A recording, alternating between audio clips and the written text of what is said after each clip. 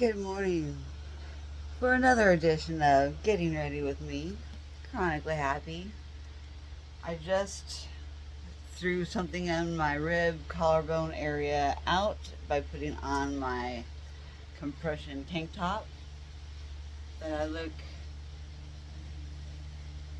too much pregnant in. Do you like my pregnant bloat? Do you like my pregnant flare? Oh yeah, this is all compression. It's hard to see at this angle. Hold on. Let me show you my pregnancy bloat. Like I'm all proud of my pregnancy bloat. It's the only way I can view it this morning because of how bad of a day I had yesterday.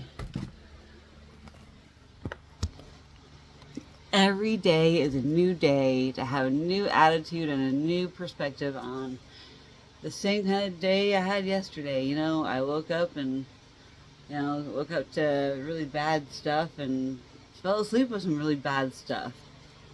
My dog busted my lip right open last night.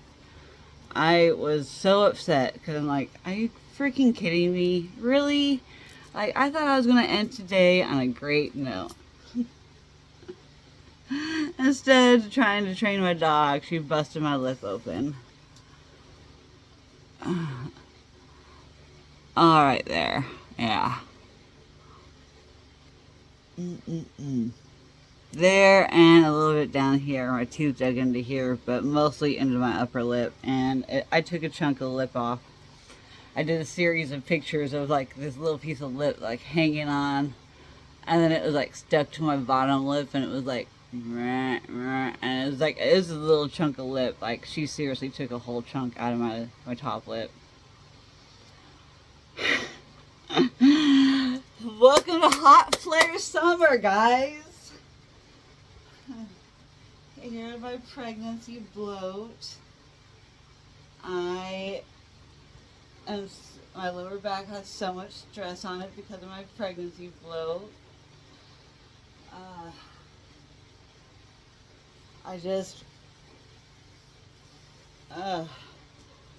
Oh man.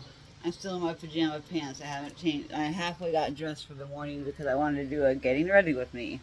Although I'm not going to show anything that's inappropriate. I am not going to flash the camera. That's not my style, yo. Not my style. But on today's agenda is taking Stormy to the park ASAP as fast as I can get ready. And since I'm already out for the morning with my freaking collarbone, that's even more flippin' fantastic. The sarcasm today. And then I have my whole tote of my rave wear that I'm going to go through and have to sell because I'm broke as F and I need money. And now I got my pain in my... Oh, and I got a migraine starting now too. Thanks to that collarbone shifting. When I went to go like this, I like shifted something up. And so it got stuck in the up position. And so it's not letting all the oxygen go through all the cranial nerves. You have...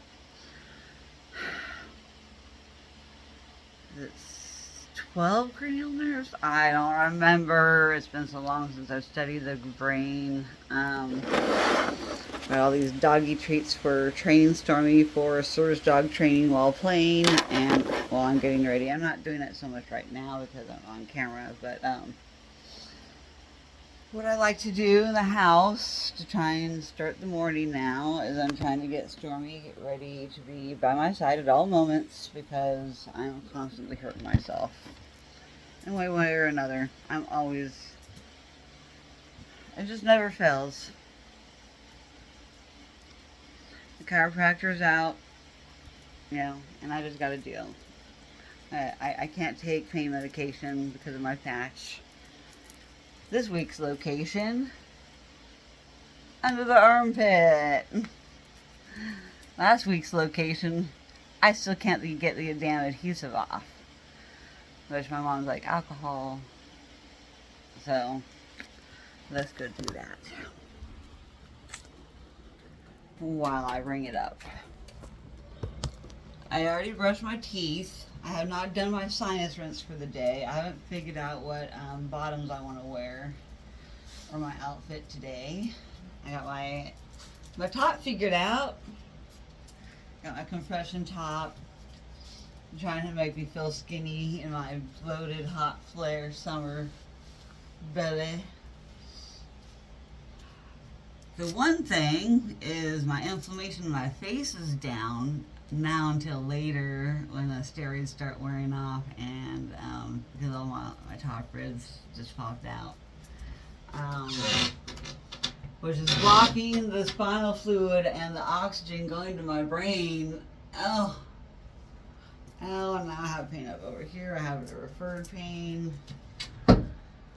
So I've actually been doing very well with my top ribs, like comparatively to how they were before I started steroids.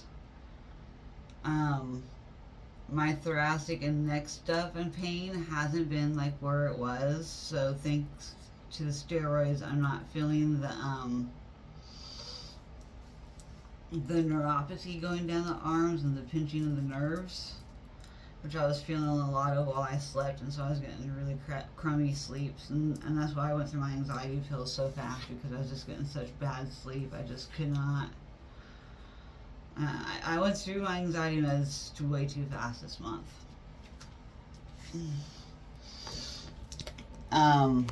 It's only like towards the beginning of the month, guys, and I had to use them extensively because of the steroids with my mood hormone, my central nervous system being ramped up, and so I have to try and balance it myself because I'm so sensitive to meds that I feel things faster and more immediately, but then they wear off faster and more immediately.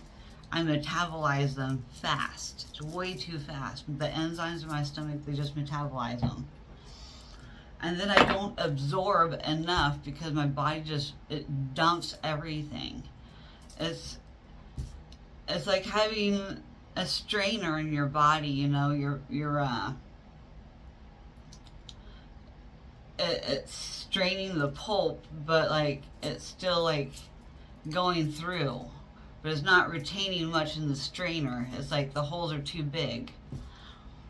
And that's what happens with EDS. We wear down our bodies. So, I mean, the moment we're born and the moment we, reach, I guess, like what full maturity in the brain is like 25. But like your body really literally stops growing like around what age, you have growing pains in the teenage years, and your body like literally stops growing, all of it, exception of the brain, until 25.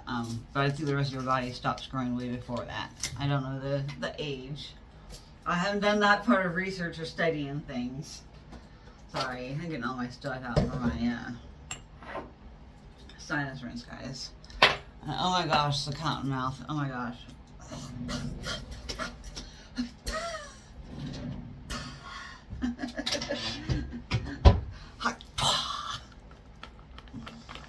Ever since you said that double A, man, like, I can't stop thinking about it. I mean, that meme, oh, I don't need to do this medicine yet. I am just like, I'm on autopilot here, like, trying to do things before I need to do them. It's distracting me with those freaking nonsense memes, guys. I love it. Thank you.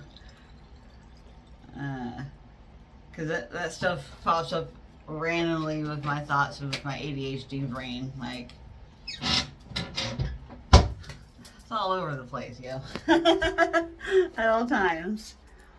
I'm able to freely record. My parents are out of town, like I mentioned in my video, and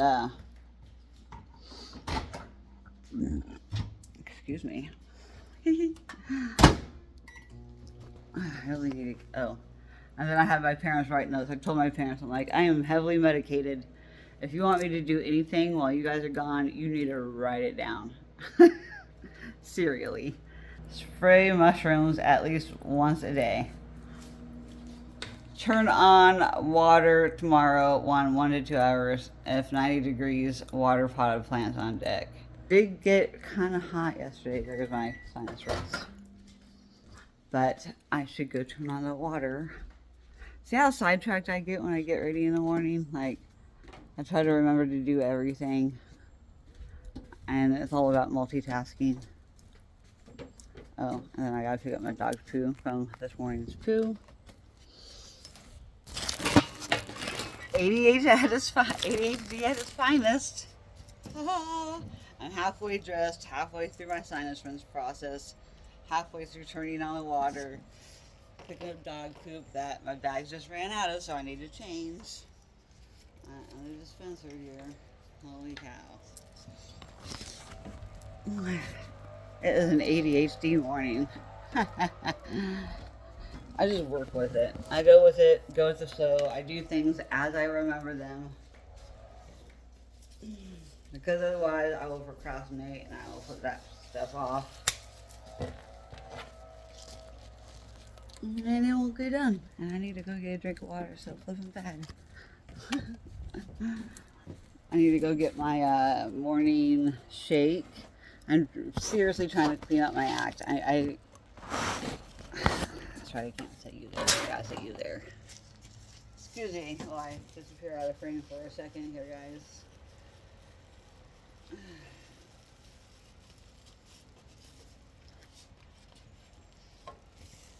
Alright. My no water, like my mouth is so dried up from my medications.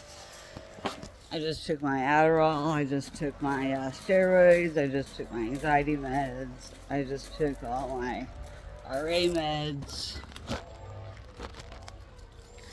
And one thing I have to say is, living where my parents live, we have such a beautiful backyard and water and trees. But the trees be dumping all those little helicopters like in abundance, and these ones have like they're really developed, these big leaf maple ones. They have fur, spiky things on their seeds, and that's like its own defense mechanism to try and to survive. Everything in life is trying to survive, guys. Everything wants to live, and so it has their own defense mechanisms to survive in whatever conditions it can. So, Miss Forest Manager, I learned urban forestry as well.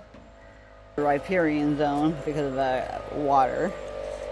That tree right there is absolutely dead, and we need to do something about it. We just had to trim some leaves because we just got a big hole in our deck because of a branch coming directly through it. And the same thing happened to that shed 2 years ago. A hole right through the roof from a branch in the ice storm from one of these damn trees. So we have to try our best to trim up some of these, and they're really high up there. I have no problem getting on the roof. I love climbing roofs. I'm not scared of heights. I'm scared of my diseases and stuff killing me first. But I'm confident in my treatment plans and with my the treatments that me and my doctors have me on right now. I feel confident. My dad is doing some oyster mushrooms. So look at these bad boys. They're starting to really, they're like a certain blue something or other variety. So I'm going to spray them. Okay, keep an egg, blah, blah, blah, blah, blah, blah. Continue twice daily. Mist around your baby mushrooms, but not directly. Direct misting can cause yellowing and browning. Okay. It's also fine at the discretion. Okay. So mist around them. And not on them. Okay. I misted around them. Hopefully. Okay. There we go. I hope that's what I need. I should have watched my dad do it so I knew how to directly do that. Oh. It's on the It's actually growing on the freaking lid. I don't know if it's supposed to be that way. I'm gonna have to send a picture to my dad later and be like, do you want me to lift the lid up higher so it can grow bigger? I mean, that only makes sense to me, but you know, my ADHD, and it's not my special interest. It's not my thing. So it's hard for me to really want to pay attention and take the time to go read all that when I got things to do. I got Stormy to take to the park and go play frisbee. Oh, ow, my bag ring. Ow. Ow. Ow. The pants are baggy. They had a string in them, but they came out in the wash a long time ago. It's hard to also want to do anything with my lip being all busted up. Like, even though my mouth and lips are so dry, it's like I'm scared to like have too much stuff touch it, because being on steroids, it suppresses my immune system, amps up the adrenaline and cortisol, and tries to, so it's like naturally fighting inflammation. So then my body is trying to create more inflammation by my cravings of sugar and dairy, and those add to inflammation. And so if you're trying to have an anti-inflammatory diet, you really want to stay away from anything with sugar, anything processed, anything dairy. Unfortunately, my drinks have dairy in it, but it's like the least of all the things that I've been eating lately that have been way worse. And a little bit is, you know, I believe everything in moderation, but with me being super sensitive, moderation is like overdrive for whatever reason.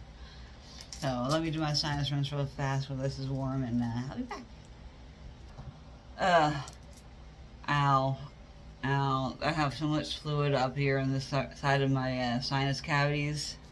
When I squirted this sucker up the right side, it was like instant clog, and like it felt like I was underwater.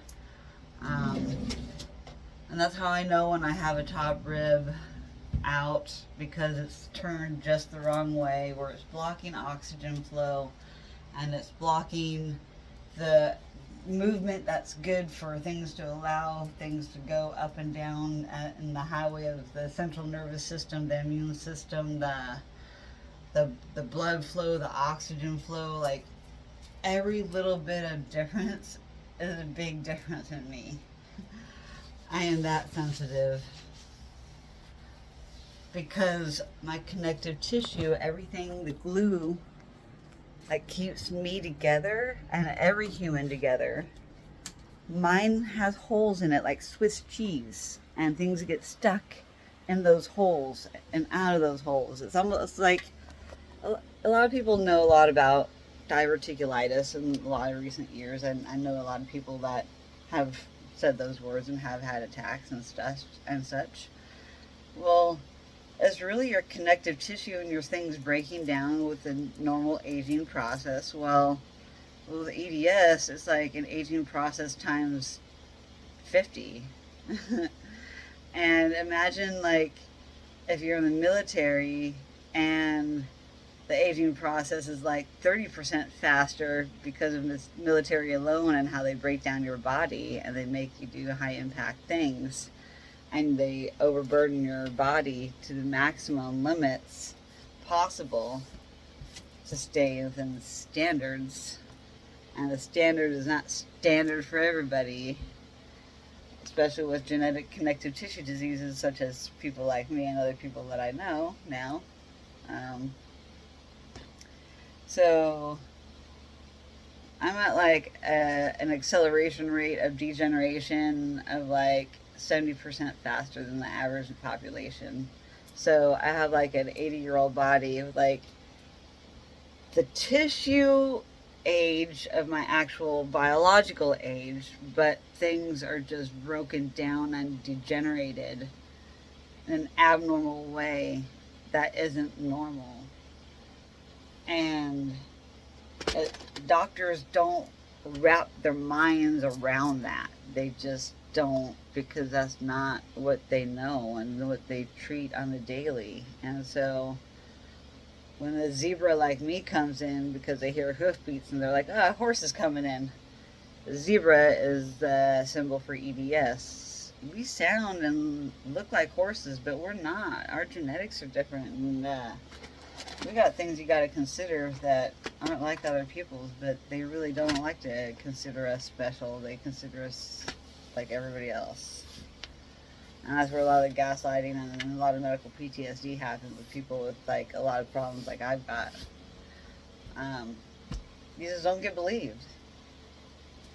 But if you learn the science and you learn biology and you learn how things work and function, I listened to a YouTuber that actually teaches medical school and courses.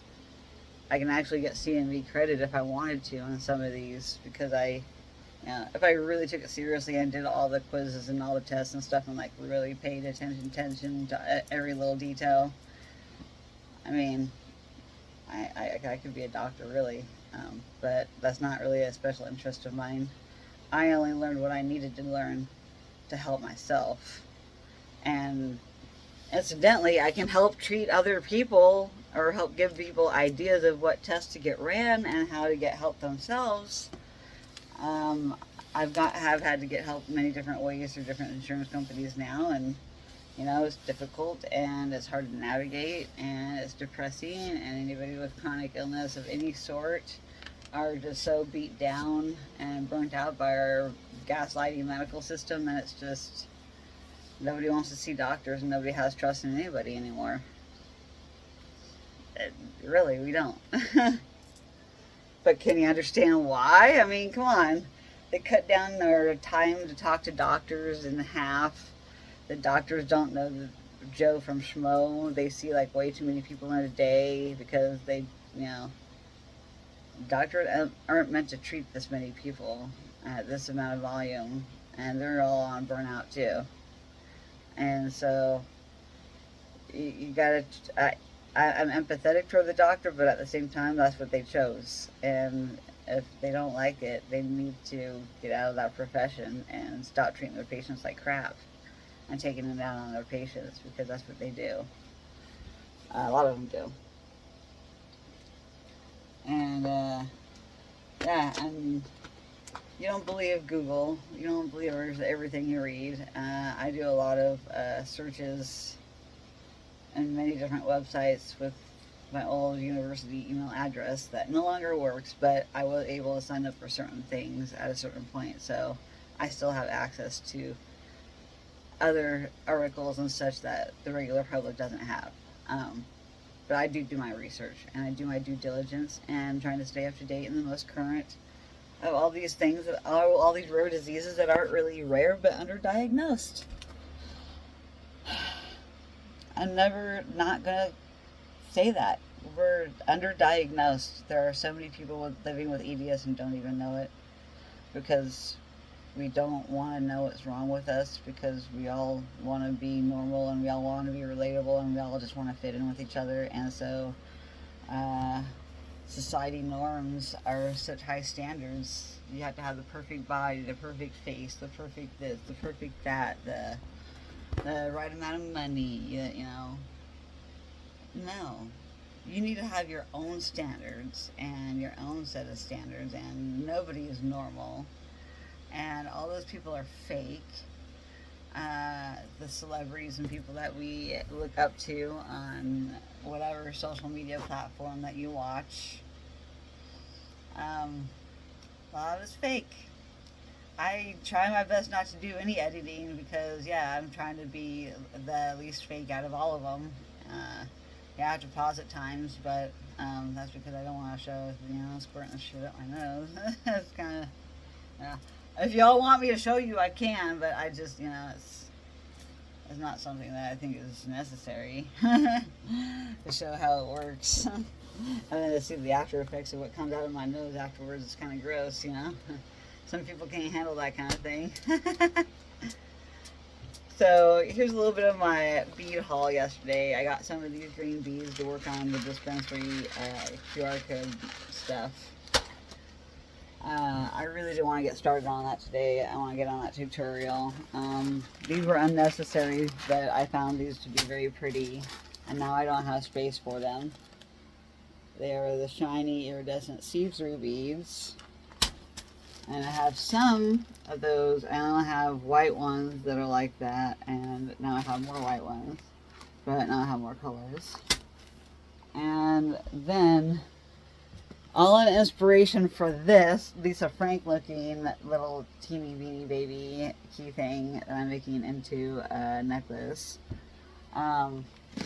What I used last time were my big silicone, like spacer type beads, and those were very expensive, and I used a lot of them, but they were the only beads that I had that were bright colors like that, that really just, it made the bracelet, like the necklace. I really was proud of that necklace. It was amazing. It was amazing.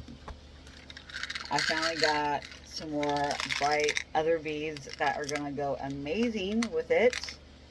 And they were a little cheaper. It was buy one, get one 50% off yesterday. I used my $10 cash. And then I spent an extra $40. That was supposed to be my minimum payment for my credit card. That I am pissed off at, because they lowered my limit and I needed to get Stormy treated. And yeah, it affects my dog, and it affects my training, and it affects her, and I'm pissed off that they lowered my limit, and now I'm getting charged all these extra fees, and screw that company. And once I pay them off, I'm not going to use them anymore. I'm just going to have money to take her in. You know, I'll make it work whatever way I have to. Even if I have to get a different credit card or something, I don't know, like a Visa or something. Although I'm trying not to take any credit cards out because I don't want to keep racking up debt. And then the other beads I got are also pearly and iridescent, but these are the solid vice. The other ones are see-through. These ones are solid color. So now I have a theme of new beads that I need to get one more case for. And the stacks are looking... It's because I don't have them stacked evenly right now, because I'm still organizing. And yeah, it's getting pretty ridiculous, guys. I'm not gonna lie. It's getting ridiculous. 1 second, I got...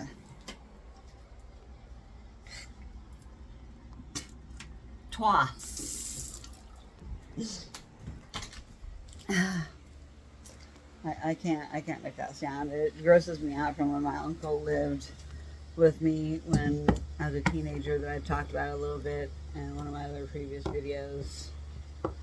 You know, I try to link things, but I get lazy with the editing, like I said. I don't like editing. I don't like fake stuff. Editing does come to advantages, but like, I just want to be relatable and real, man. I don't like editing. If only I could find an editor. If any of you guys want to be my editor and work with me via email or whatever, that'd be great. I'm not gonna lie, freaking bees. Stormy is over here waiting patiently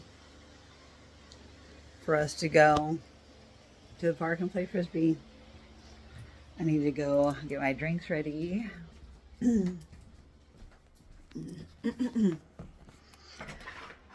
Cottonmouth is finally getting a little bit better, at least. I always get my little cooler everywhere I go.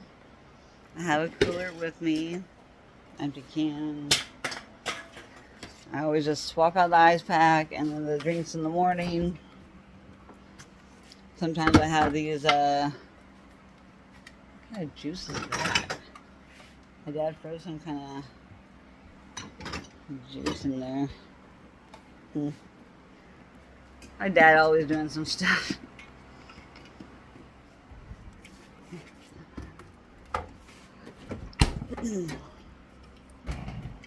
Oh, And then they didn't even take those with them. They left those here. How do they leave those here? Alcohol. Let alone that stuff I can't drink because of it has malt in it. Anything malt is negative ghostwriter for celiac disease. Anything with the word malt in it, can't have it. If you're on a celiac or a gluten-free diet, or gluten-sensitive diet, yeah, malt is a bad idea. And anything malted, any malted beverages, any kind of, mostly alcohol, malted beverages. There are some beverages that are malted that are not alcohol. And there are some weird things that do have malt in them, like Rice Krispies have malted barley in them. And so I can't eat Rice Krispie treats because it has malted barley. The malted process is dealt with wheat. It's a bunch of BS. It's highly processed wheat, essentially. So the word malt equals bad for celiac disease. New fact for y'all if you didn't know. And so I also have a sensitivity to grapes, so I can't have anything wine.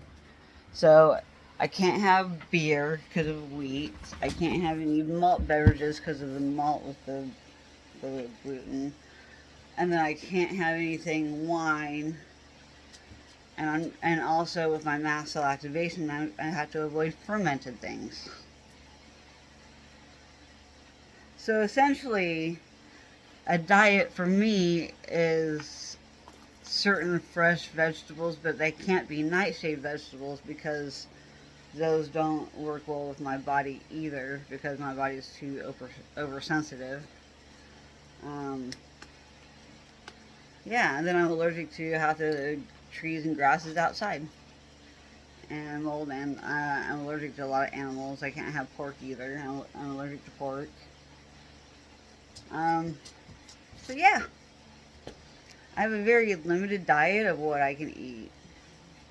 I can't eat certain vegetables. I can't eat certain fruits. I can't pretty much eat anything processed. I do anyways, but it's really to my disadvantage if I eat anything processed. It's meat. It needs to be like a fresh meat. The worst I've been doing lately is my sandwiches by eating yeast. I need to avoid yeast as well. But I like me some sandwiches.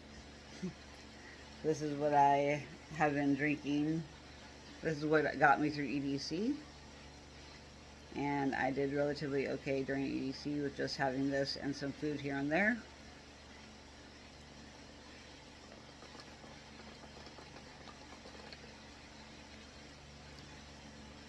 But also some other things I've been watching lately, podcasts and such. Some of the guests were saying that, with the fasting. My body does better fasting as well. So I'm a foodie at heart, but I'm rewiring my body and my routine and how I live by just taking the necessities that my body needs to survive. And that is how I try to live with my food, is I just eat to survive. I don't eat for flavor or for fun or comfort, even though that's what I've been doing lately. And it's been making my flare last longer because of it. But it's been hard because I haven't had anybody to talk to. I don't really like my therapist yet. And, yeah, it's hard losing friends. I'm still grieving some loss of friendships here.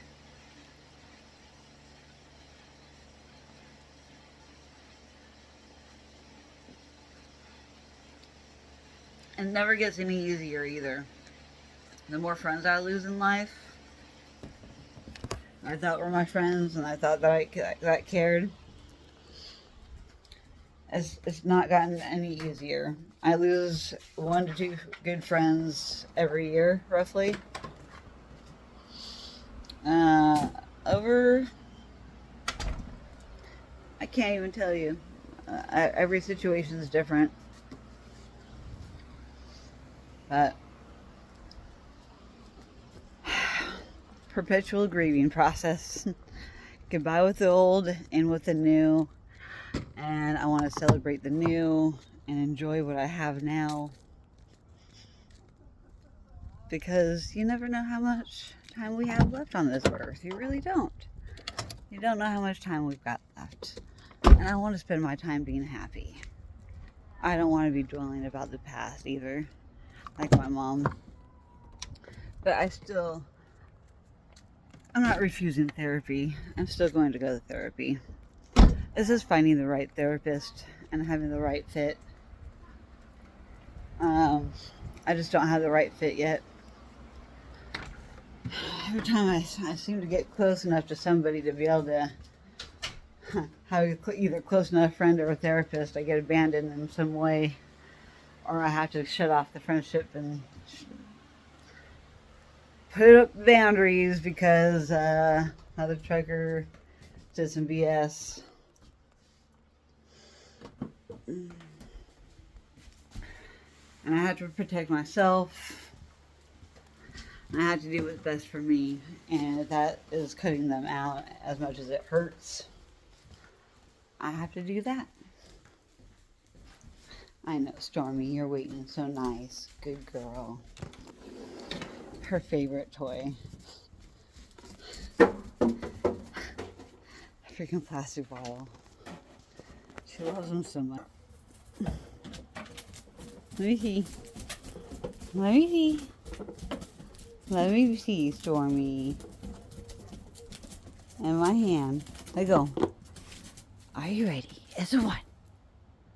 It's a 2. A 3. So lightweight, I can never get it past her.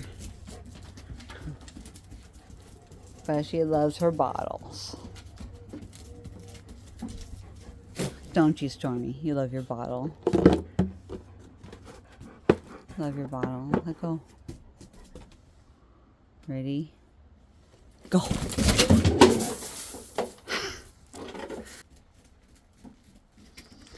Yeah. These spiders. At least he's outside. So this was a little bit smaller than the one that was in my room yesterday. But yeah. They're outside. That's their territory.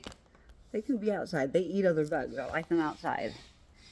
But they're not allowed in my bedroom, and they're not allowed anywhere near my bed. And if they do, then they are going to pay for it. I gotta look that up some more. Those mushrooms are getting too tall for that cardboard because they are starting to discolor.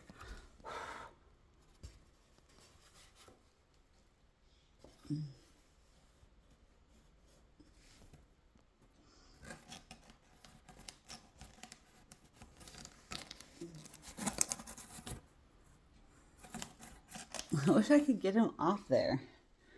I'm really trying. I'm really trying. There. Now it's off there.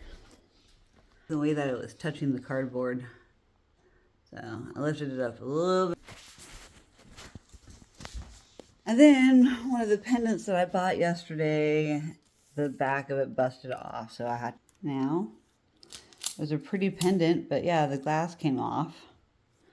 So I'm going to return it. Yeah, that sucks. So it's just going to be one of those days. I gotta sort some beads, get another container or 2. Finish getting dressed. Just drove to the park. It's already 79 degrees in my bedroom. I need to figure out what skirt or shorts or pants I'm gonna wear. No, I need a water. My mouth is still Super dry. Which was my busted lip. I was using the straw last night.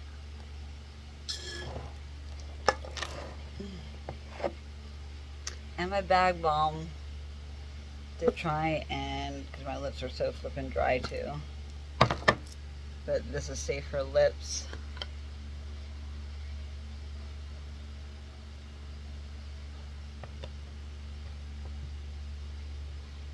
And this is how I also cure my tattoos. I use bag balm. It's been my trusted way of healing all my tattoos for years. In fact, I haven't taken my magnesium yet for the day, so I think we're going to take that. Never take too much magnesium, especially if you have any kind of constipation. I don't know about my other vitamin levels. I haven't touched any of my other vitamins since I toxified on them a while ago. I really need some more water to take this. It's a 41-minute video, guys. Gosh, it's long getting ready with me. My buddy Hope just sent me a message from Texas. She's one of the ones that part of my rave family that reached out to me after my upset video that I sent in chat yesterday. I sent me a chat with me crying, a video of me crying in my chat to my rave family because, well, I'm an emotional lady and it's okay to be emotional, and I am trying to break the stigma of crying. It's okay to cry. There should be no stigma to crying. It makes people uncomfortable, yes, but the more we can become comfortable with it, though, the better I think our world will be. Less emotional dysregulation for sure. Stormy! Just checking. Good thing she's still inside. Come get your treat, baby. Alright, sit. Give me a boop. No, shake. Other shake. Now leave it. Leave it. Count of 3. 1, 2, 3. She about had it. Pretty good at it. It's kind of hard one-handed and with the camera, so. Stormy is such a good dog. I put her in her bed after she hurt me. After I started crying and like, "You hurt Mama! You hurt Mama!" She was so upset. She knew she hurt. You know. But I just needed a moment to calm down because of my irrational steroid rage, and I'm like, it's not her fault. She knows, you know, she just knows that Mama's upset and she's crying and she's like got some blood on her freaking face. All right, skirt. I need skirt, skirt. I feel like a long skirt today too. I feel like I need to wear my gray skirt maybe.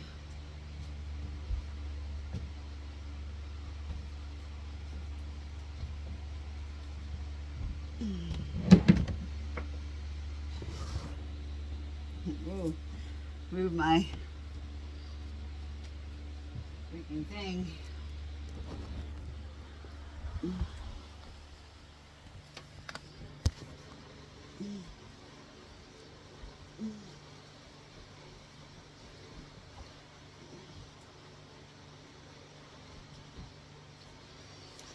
Yeah, my hot girl summer outfit, my hot pregnant belly, my pregnant flare belly, make it accentuated with my bow there. Hot flare summer. Or I can just wear it down, have it just show off my curves. with my no boobs. It's whatever.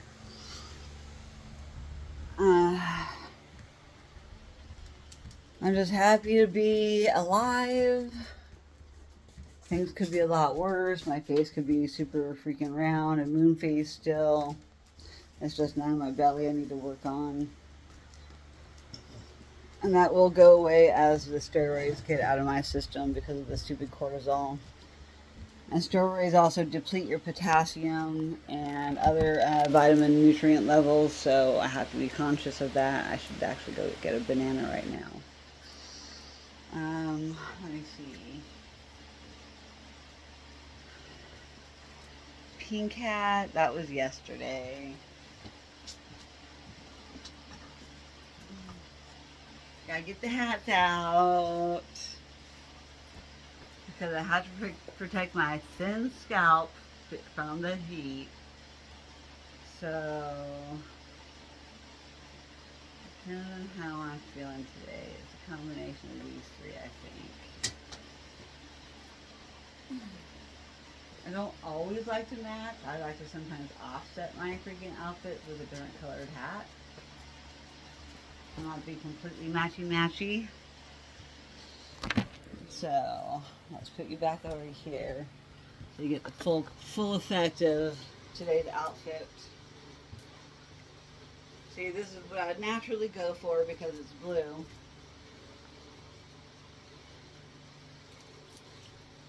But I feel like it's too much blue. I like to offset it. So, I don't really like this kind of hat. I hate the cheap design of the freaking back of it. It's so stupid. I really don't like these backs. But I don't really care for trucker hats either, but at least the trucker hats, they have the buttons, and this is where it's at for the adjustable hats. That is the kind of hat I like with the adjustable buttons. My veteran hat is the only exception because it does not have the button, but it has my Iraq veteran on the back, which I really like. I like the veteran along the side. I love that it has my Iraqi freedom veteran on the front. I have a Wounded Warrior pin that I got from being part of the Wounded Warrior project. And then my friend made me a pair of boobies pin, and I like to wear my boobies pin on my veteran hat because I'm a woman veteran, so hell yes. I got my boobies on my hat being a woman veteran. But come on.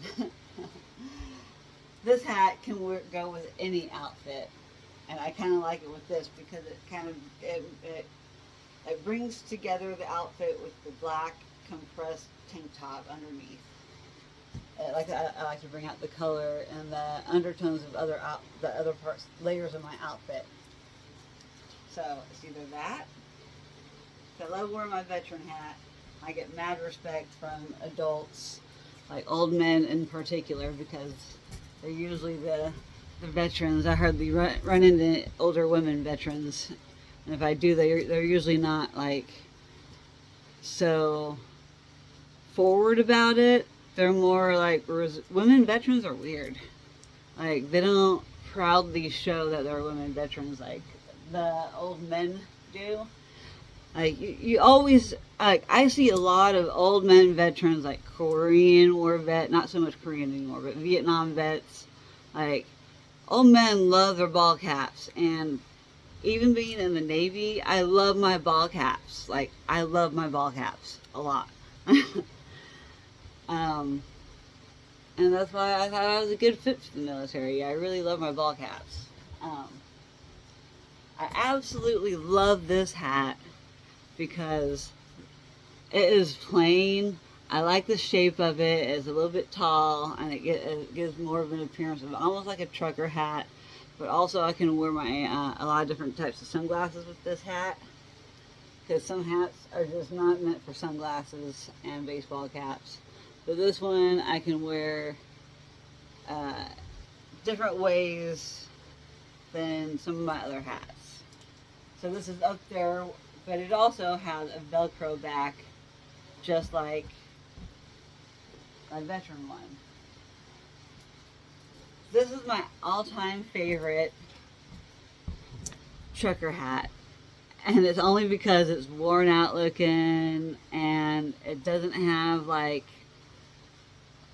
there's certain trucker hats that have too much of the inside instead of a triangle hard part to make it go stand straight up, like, you know, because usually the trucker hats would have like their whole company right here and it would be a big emblem, and so they would need to take up, for instance, like in the veteran is a bad example, but this one, look at the way it's pointed. It's like really pointed right here.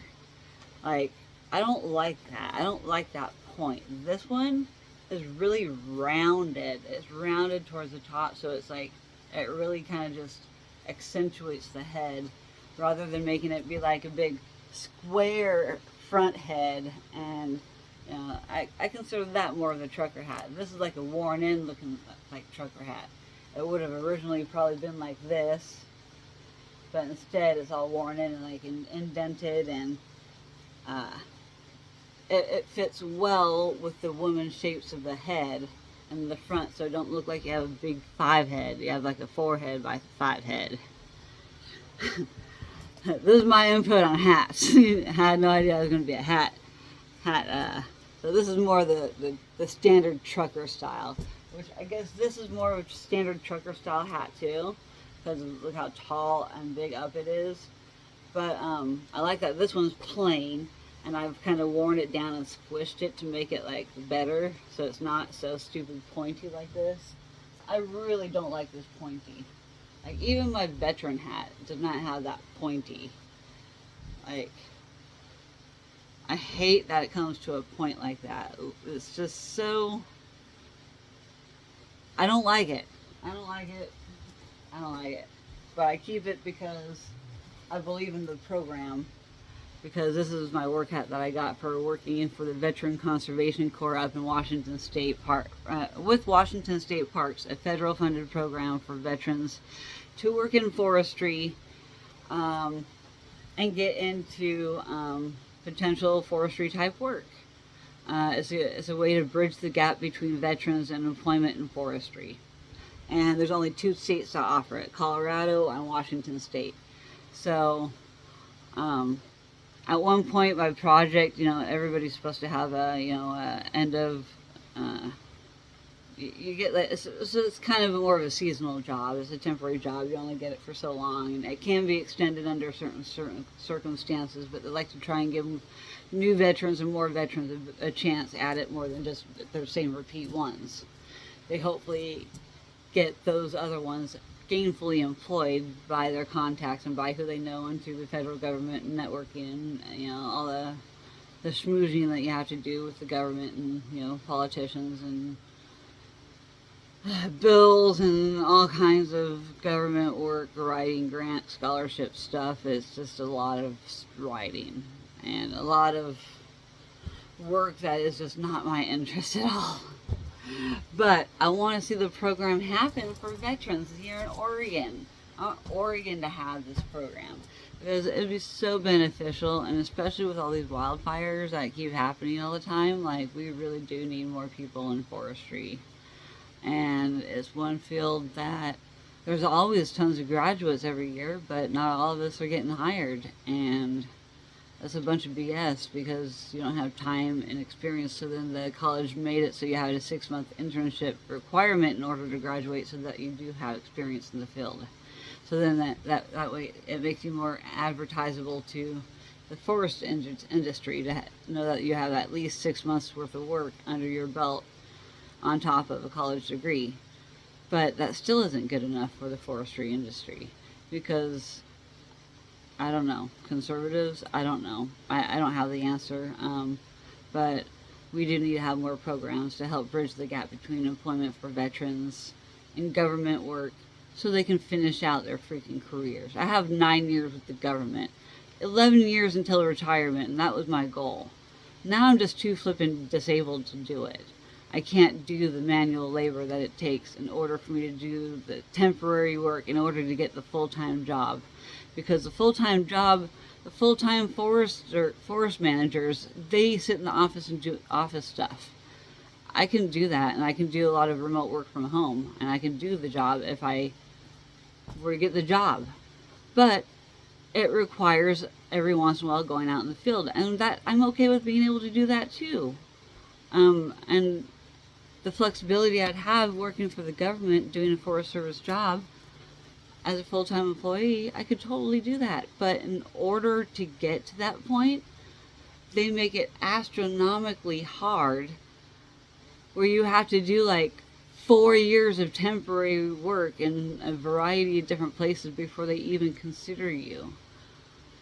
So you have to do a lot of temporary work, and so the temporary work is all the groundwork, it's all the boot work, it's all the, you know, and I understand why they want you to have that experience, but I'm smart and I understood that, and, you know, I could have gotten so much more out of it than what I got.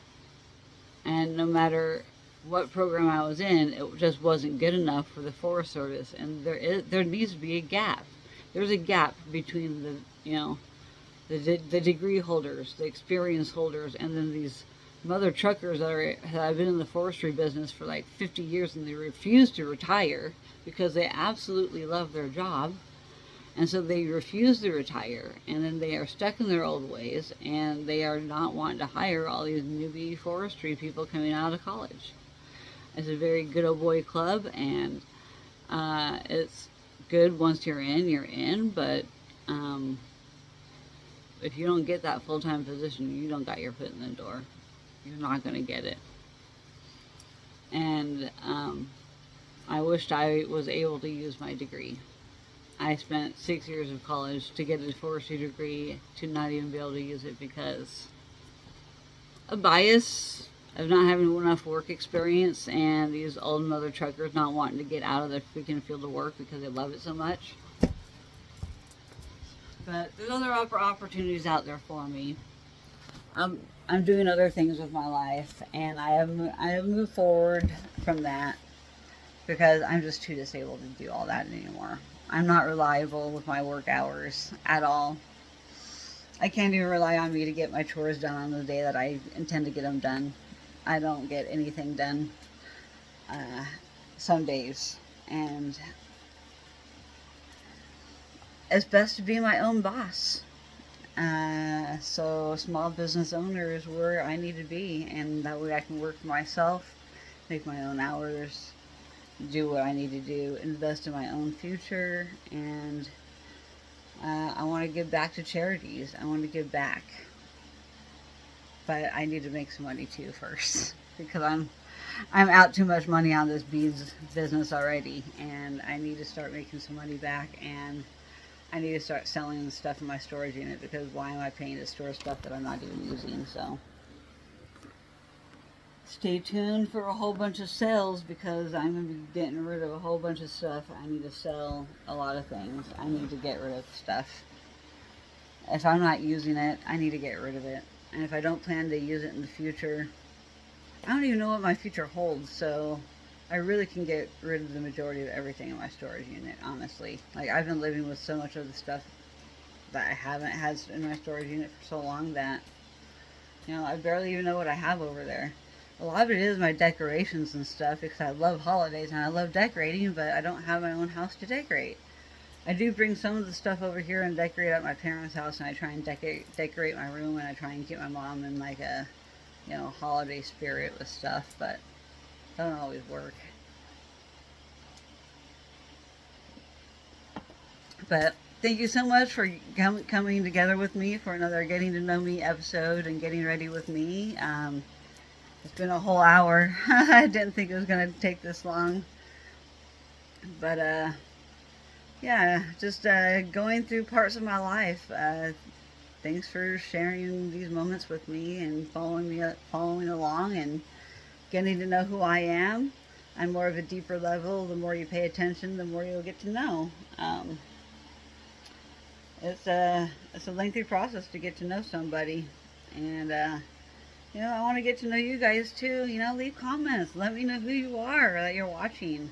Am I making a difference in anybody's life? I mean, every once in a while I get one of y'all commenting that I do, but you know, I hope I help you all in some little way, whatever that way may be. Hopefully inspiration to keep moving, because no matter how good or bad a day is, every day is a new day and you can change how you feel. You really just have to process things, process your feelings. Look how night and day my feelings are between yesterday and today. Like, if I hadn't cried all as much as I did yesterday, I probably would still be crying some today, because I didn't let it all out. And I just need to get it all out. I need to vent. I need to talk to people. And if it means me just, I'm trying to, the shirt makes me look really wide right through here. So I'm trying to figure out the best way to really wear it. Maybe I should have got a small. Is this a medium or a small? I'm used to so getting mediums. This is a medium. I guess I'm starting to shrink in size. I guess I needed to get a small. They had an orange one too. I wanted the orange one so bad. I had to put it back. I'm so broke. I'm so broke, and I'm so sad that I can't get what I want. But I compromised and I got one out of the two. And I should have got the small. I went against my best judgment. Now I need, okay, so what did I choose for a hat? I think I got sidetracked talking about other stuff.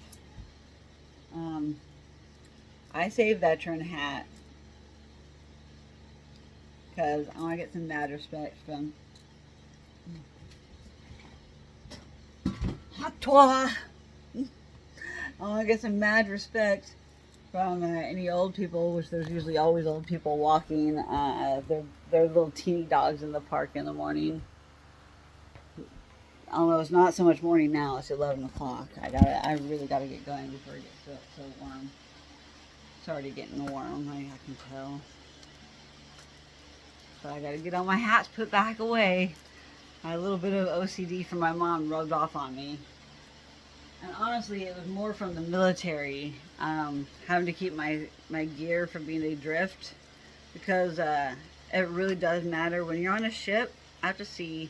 If there was any, you know, there's been takeaways from all these accidents at sea, especially military vessels, and the Navy has done what they can to try and change things to make it so if accidents or planned attacks happen, we know how to respond to them. And we've changed our training multiple times throughout the years to adapt to the different threats that happen within our world today. Like with the USS Cole attack, our battle stations and boot camp surrounded our efforts to how the Cole got attacked. So there was a whole replicate in boot camp where, in order to graduate boot camp, we had to run 24 hours throughout the entire night. We were up 24 hours straight. We were fighting fires. We were rescuing like mannequins in smoke-filled spaces. We were having flooding, and we had to plug pipes. We had to fight fires. We had to use fittings to get things plugged up fast enough before we drowned in the room. We had to figure out how, which, you know, it was high stress environment. Boot camp was the very last 48 hours in order to graduate boot camp. It was a replication of when the Cole got attacked, and it was scary, you know. In boot camp, you're barely alive. You're like on such lack of sleep that I don't really remember much of boot camp much at all, honestly. The only times I got really upset is when I didn't pass my exams, because I'm a bad test taker and tests try to trip you up all the time. And it's only because of my memorization of the questions and answers that I was able to pass it the third time around, and I was able to pass boot camp. Because I memorized the answers and questions. It's the only way I passed. And it took 3 times every time for me to pass every test. Every test up in advancement, it took me 3 tries every try for every advancement in rate. But also in boot camp, every time I had to get tested on a subject, it took me 3 tries. Every time. And it's because I had to memorize the questions and answers with my ADHD power visual mind of mine.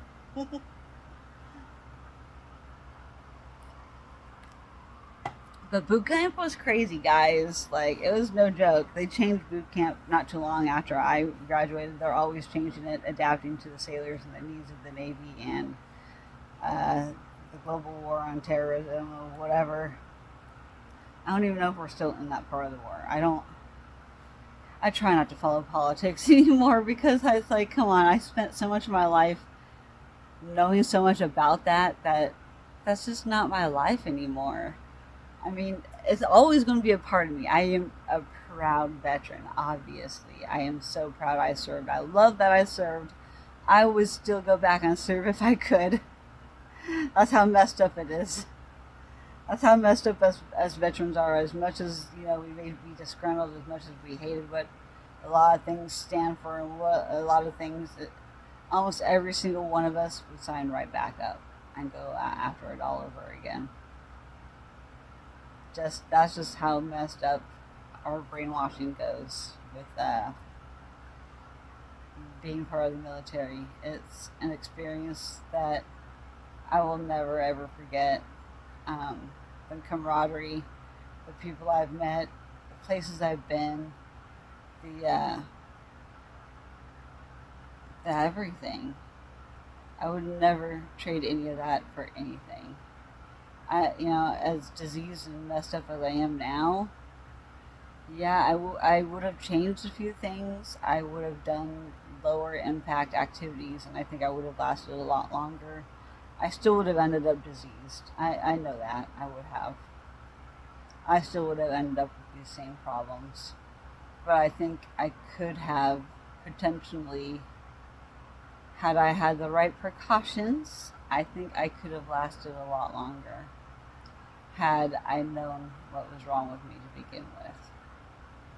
But also, if I had known what was wrong with me to begin with, I don't think I would have been eligible for service, because it's just wrong to put somebody like me through that with the high impact activity that I did do.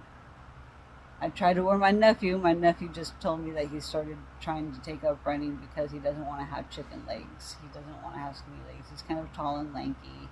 He's 22 years old, and he's getting that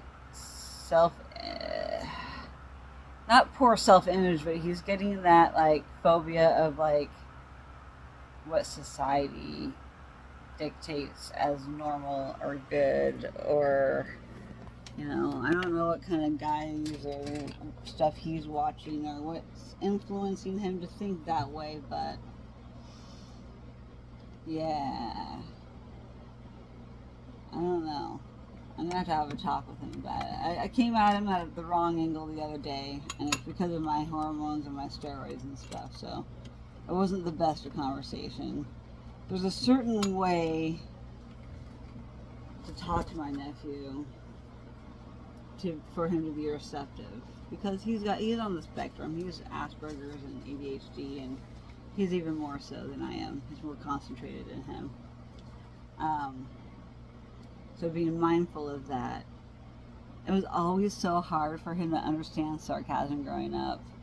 And coming from my mom's side of the family being so sarcastic, I think that's maybe why my brother doesn't like my extended family either. Like, my brother really doesn't do anything with the extended family.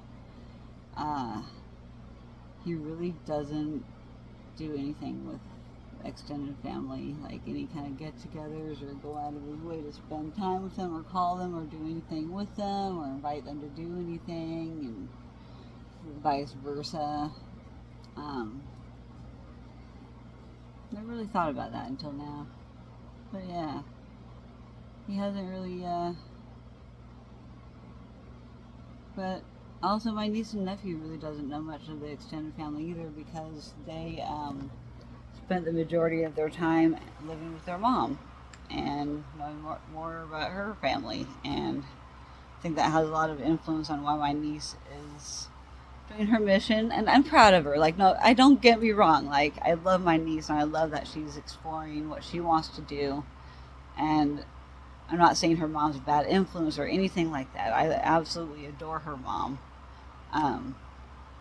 I always liked her actually a little bit better than my current sister-in-law. Don't say anything. I really don't like my current sister-in-law that much. But it's not for me to live with. As long as my brother is happy, if that's what he wants, then that's what he's living with. 1 second, guys. Just trying to figure out how to grab all my stuff without dropping it all. All the dog things and a drink and gosh, my lip. It's the second time in 2 weeks that Stormy has busted the same part of my mouth open on the same part of my lip. It like barely just healed and she busted it right back open last night. It sucks, man. It doesn't help with my perpetually dry mouth. Gotta drop this toy. Drop that toy. Trying to do so much here. I also like to try and get my mom and dad's kitchen kind of picked up in the morning because it's the only time I really spend in the kitchen when I'm getting ready for the day. It looks like I have some dishes to unload, so I guess you guys get to unload dishes with me too. This is a long video this morning.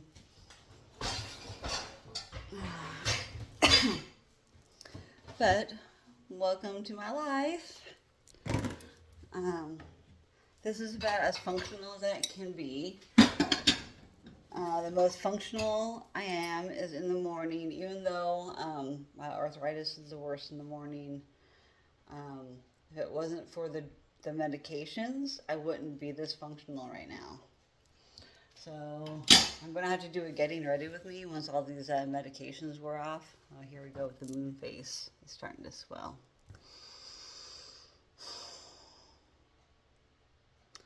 Moon face. So this dishwasher, I think this soap sucks. I am going to make another complaint to my mom about this. Like, look, this is not working out. I don't know what is good soap, guys, because the more and more research, I mean, there's so many more microplastics in everything now. It's definitely a thing. It's all in our DNA now, too. We have microplastics in our DNA. Even if you got the vaccine or not, you have microplastics from different uses of different products throughout our lives, especially in the 80s, before they started putting more regulations on things. Gen X, hate to say we're screwed. Gen X and below, we're screwed. Boomers, they've got us figured out too, but they lived with more natural foods more than so in the beginning of their lives. But so why is it that, you know, all these generations below, why are we having all these like ADHD and mental health things?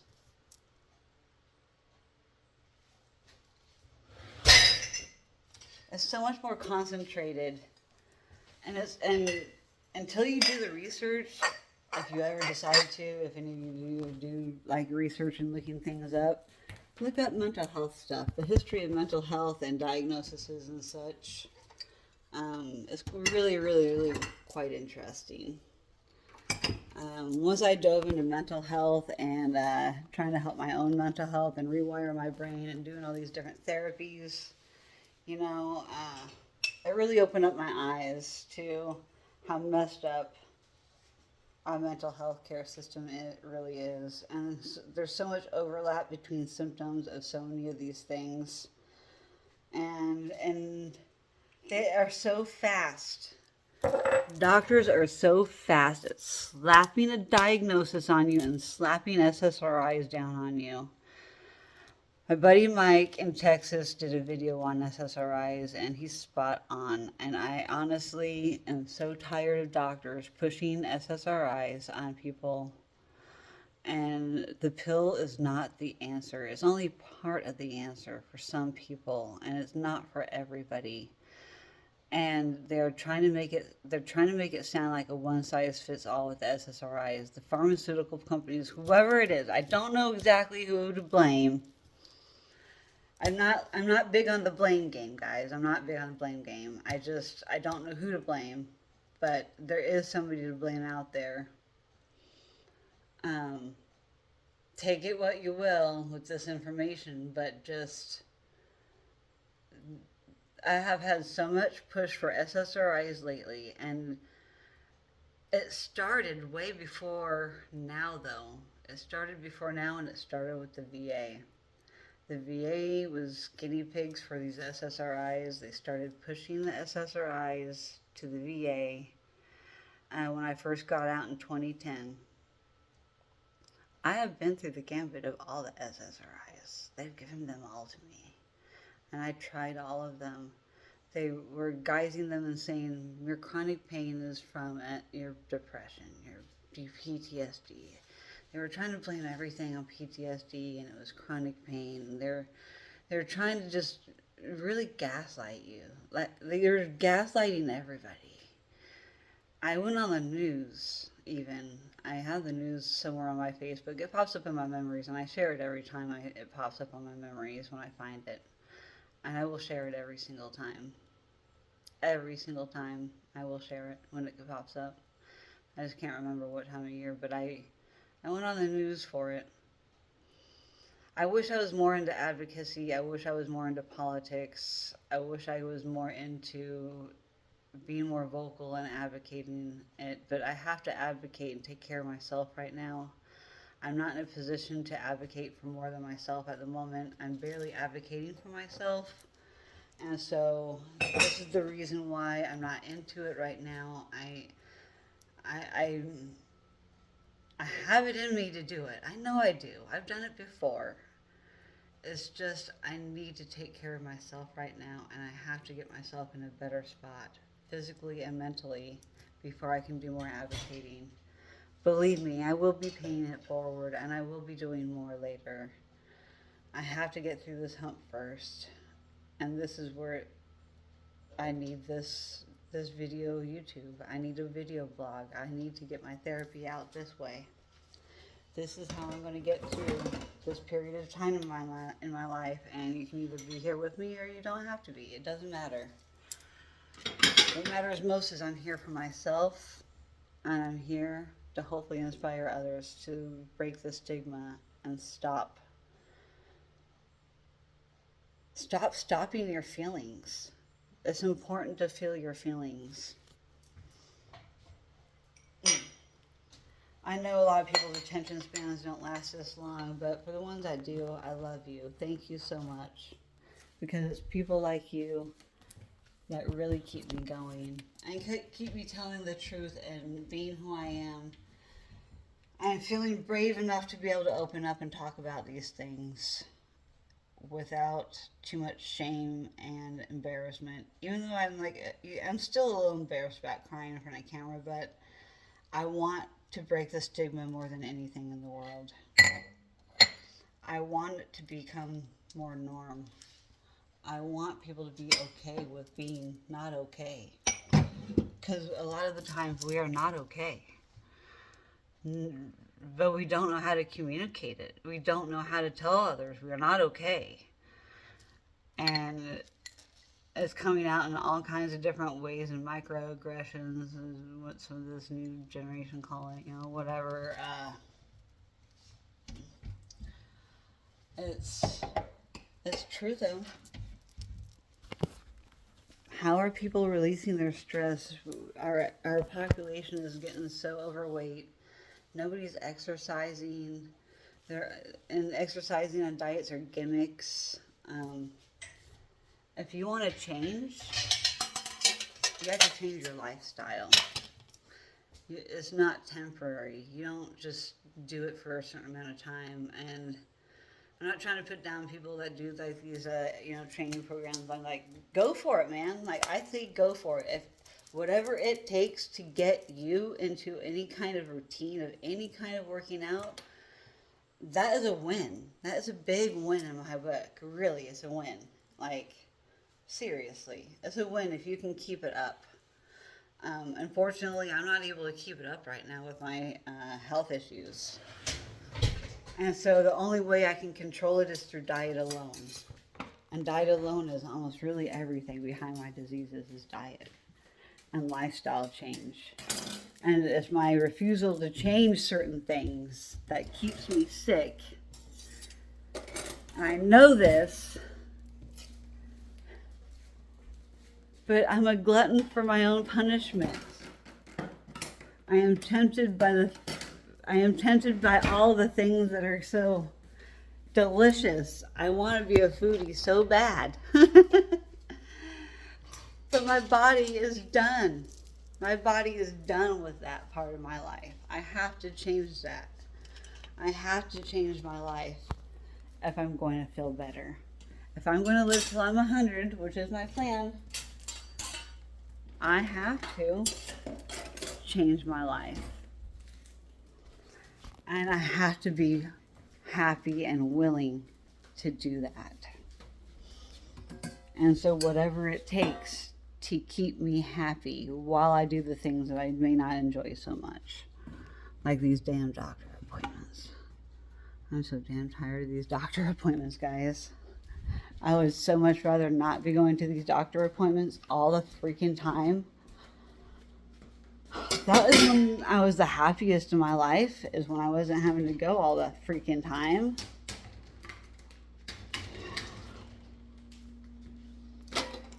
But dealing with the other side effects of not going to see the doctors, like what I'm going through right now, like, I might perpetually need to just stay on steroids for months right now, is what I'm looking at, in order for me to function. Because if I go to get off it again this time, and my back goes out again for the third time in a row, I'm going to try my best not to be devastated. I'm going to try my best not to cry my eyeballs out. But I can't guarantee it won't happen. There are no guarantees in life, guys. There's no guarantees. I'm going to think positive, though. I'm going to think positive. And I'm going to think that I'm going to get through this. I'm going to make it to the other side again. I'm going to get the surgery I deserve. The VA doctor is going to listen to me in a couple of weeks when I go up there and see her. The trip is going to go good. I'm going to set up my camping trips. I was very frustrated over the last 5-6 days. It's been hard to communicate with my parents because I just don't want to communicate right now because I'm just so mean with my steroid rage and my mast cell rage, because I hadn't been feeling my feelings. There's another damn dish not clean. Look at this grime right here. It is leaving like a little bit of a grime on some of these dishes. I am not trusting this soap now. I'll make sure I look at all these before I put them all back in. Those ones are clean. I'm sorry, Stormy. We're going soon, I promise. An hour later, she's still waiting on me to go. But if I don't do these chores now, I'm not going to be able to do them when I get back because I'm going to be exhausted from just taking her to the park and throwing the frisbee. But I need to wear her out and get her tired so she's not annoying all afternoon. I need to train her with some walking next to me. I need to throw the frisbee. I need to take my time with her at the park. And I just need to get some stuff done too at the house because I want to try and help keep up my parents' house for them. You know, this is my way of helping them help me because they do all the cooking. They do almost all the cleaning.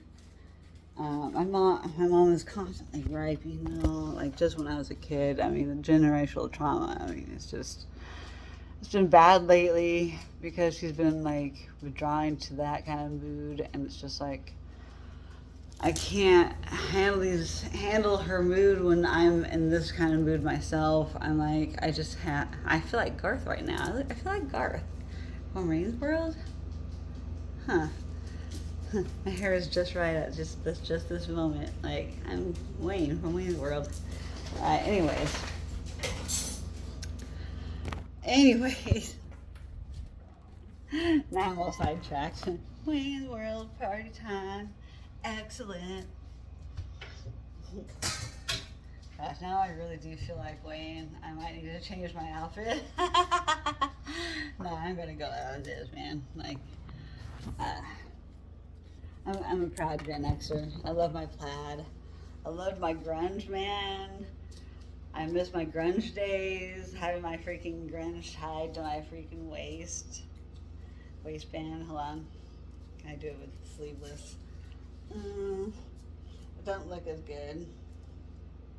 It's gotta be. Hold on. Here we go. Yeah. Oh, Stormy wants a drink. This is how I know how Stormy wants. Stormy's thirsty. Okay, Stormy, let's get a drink. Let me show this here. This is how we do our drinks. I gotta get it slow for her so she don't choke.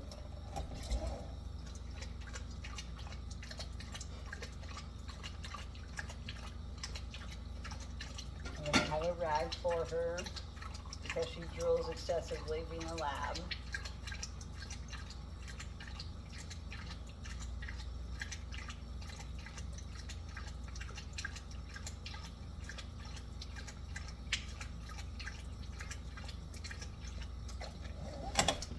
Girl, thank you. You still got some down your airway. Gosh, baby. Be careful.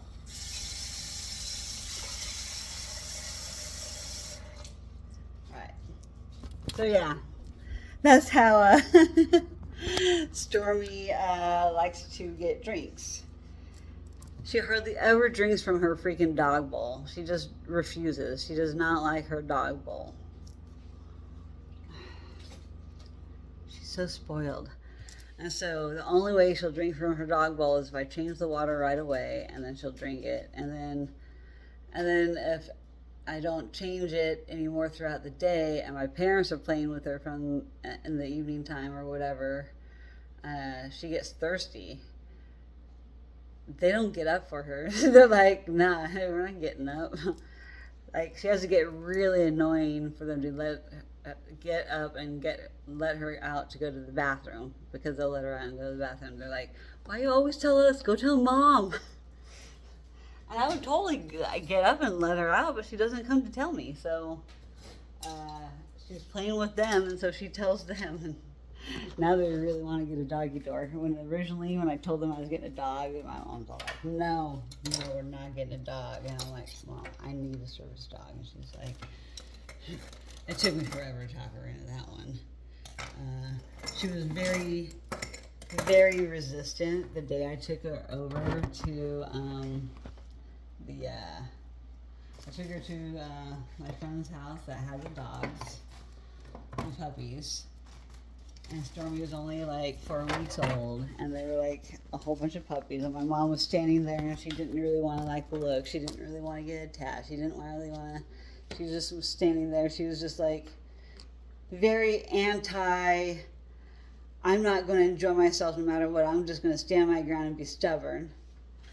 And then she kind of then looked at the puppies and stuff, and then thought it over and stuff. And then like the next time I made her go over there when we go and pick her up, and then Stormy was a little bit more calmer, and she was like, she almost instantly fell in love.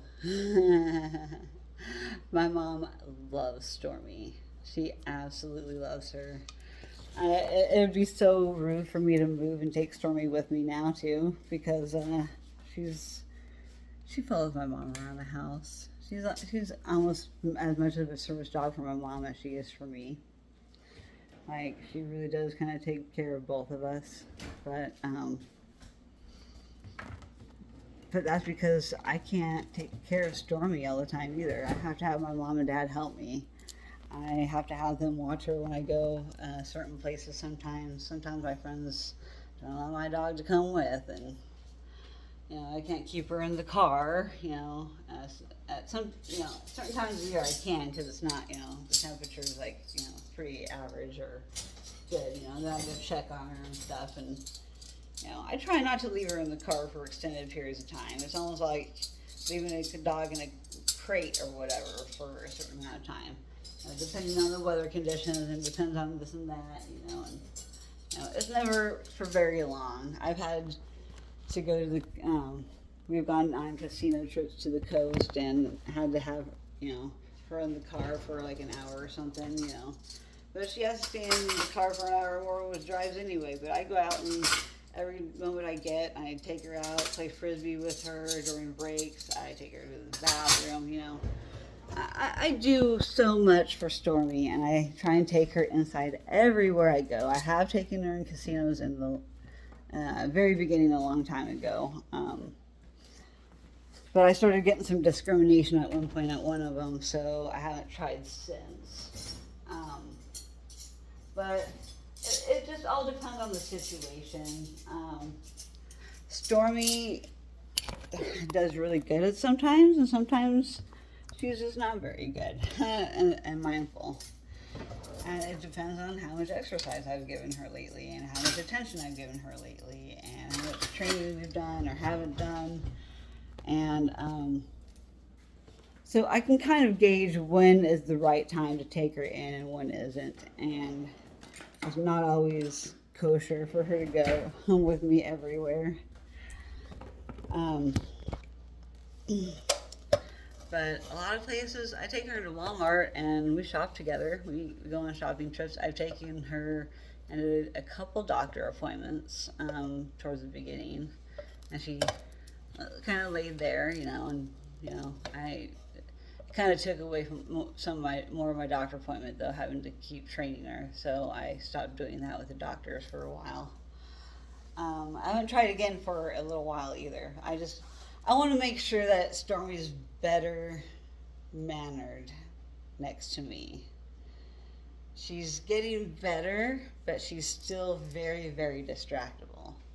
And so I don't feel like she's quite ready for that setting yet. But when she's ready, I will know.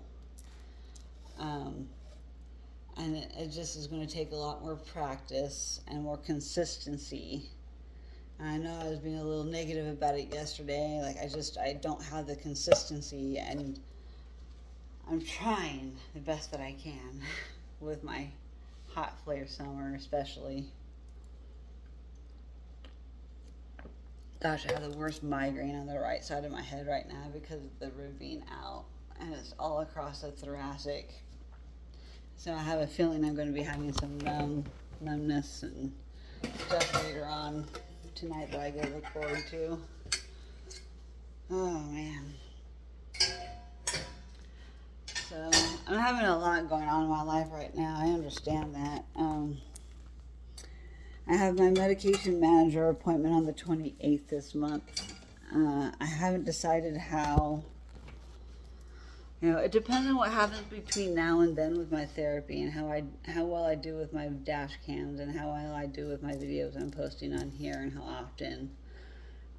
You might be seeing a very big increase right now because I'm going through so much, so I need to talk about a lot of things, and I don't have that safe person to talk to right now. So here is me therapying myself again. So just know when you guys don't see me post very often, it's because I'm actually having a really good life, and I'm having the best time that I can, and I try to pop in once in a while when I am having those good times too. But the majority of the time when I am posting a lot and a lot frequently, it's going to be because I'm going through a lot of things in my life right now, and a lot of difficult things. And so instead of shying away and hermiting away, I'm going to be more vocal on my YouTube. And saying what I need to say and feeling how I need to feel to help me get through these tough times. And, you know, the more support you guys can throw me, the better. Like, the more comments, like, that's what I mean in support. Like, subscribing and liking and making comments is really supportive for me. Like, it really does help me, like, stay motivated to keep going. And that's what I'm looking for. And, you know, I tried opening up to the guy that kind of likes me, and I don't know if he's on that kind of emotional intelligence level that, like, he can be reciprocative of what I need, unfortunately. So I'm just gonna continue like I didn't say anything and continue on that kind of level of friendship and professionalism, because he is now kind of my boss too. So we're gonna go the professional route, and I'm not gonna I don't know what to do about his advances, because he's been saying that he misses talking to me. So what do you guys, can I get some advice here? Like, how can I continue moving forward with more of a professional relationship? Like, I really do need some advice here, guys. Like, especially a man's perspective. Like, I really need to know, like, what, you know, I don't see us growing on an emotional level that I need from him. But he has been sending me messages saying that he likes me, and he misses talking to me, and he asks if I'm okay. But then, like, I tell him, you know, how I feel, and, you know, I have these paragraphs, and then I get this, like, 1 or 2 sentence reply, and or he's busy, or he's just not available, and he's really just not giving me anything back. So that's intuitively is telling me that he's just not ready to take on that kind of information. It's just too much for him. I don't know if he's ever ready to take on that kind of responsibility, because this guy he's a very busy person. He has an adult child that lives with him in a big house. He's talked about flying out to even come visit, and so I'm like, I'm really confused by this. Like, I don't do this whole dating thing, and so I told him what I'm looking for in a partner, and I need more in a supportive kind of role, and I didn't get any kind of response back from him. So he may just still be processing all the information. I don't know.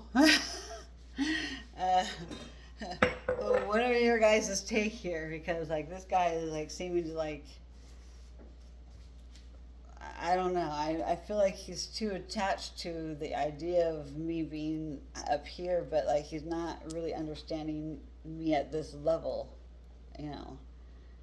I don't know. That's my own intuition. That's what it's telling me, and I need to go with my gut, and I'm just going to stick with that. But if you guys have some advice, tell me what I can say and what I can do so I don't string this guy along. I don't want to give him the wrong idea, but I do want to continue being friends with him. Like, I mean, do I just need to be, like, the upfront, honest, you know, tell him exactly this? Like, do I just need to be, like, straight up, like, hey, let's just be friends, yo? And, you know, I can't even think about a relationship of any sort, because I'm not even really ready to be in any situation like that myself. I need to take care of myself right now. I can't be thinking about other people's feelings right now. I don't want to be held responsible for somebody's feelings. I don't want to be held responsible for somebody else's feelings. It almost sounds like a codependent type of relationship. He's trying to bond with me of some sort. I don't know, my mental health, like, knowledge kicking in here.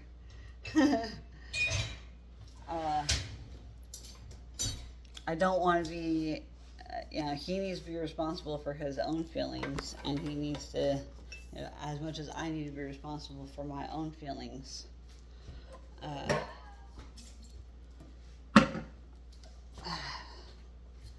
Yeah, if anybody has any advice on that, feel free to say something about it, because I don't know how to move forward with this, except for what I'm doing. I'm being very minimal with my responses now back, and I'm pretty much giving what I'm receiving now. You know, I'm going down to his level, trying to go down to his level, but I'm not very good at those surface type of relationships. I'm just not. I'm not one of those type of people. He tells me that I'm special and I'm one of a kind, and it's true. I am one of a kind. I'm pretty cool. I have to say so myself. I haven't found anybody like me either, and I would love to find more people like me. I would love to have more like-minded people like me out there. But I don't want everybody to be me, and you know, I like to be unique, and I want to be my own self. That's what I've been fighting my entire life. Like, I don't want to be like everybody else. I want to be me. I want people to like me for me. I don't want to be liked because I like I'm other people. I want to be liked because I like who I am, and not because of what I look like, or you know, yeah, really that. I just don't want to be considered a piece of meat. You know, I don't want to be known for my beauty. I want to be known for my intelligence and my personality and my fun-loving attitude about life and being inspirational to others. That's what I would like to, you know, people to know about me. I can't control what people think of me, though, so, I mean, it is what it is. These are the dishes because they are not clean. This soap that my parents are using, I'm just not, where my lip just come off. I have more chunks in my lip. It's trying to heal. Old layer coming off, new coming in.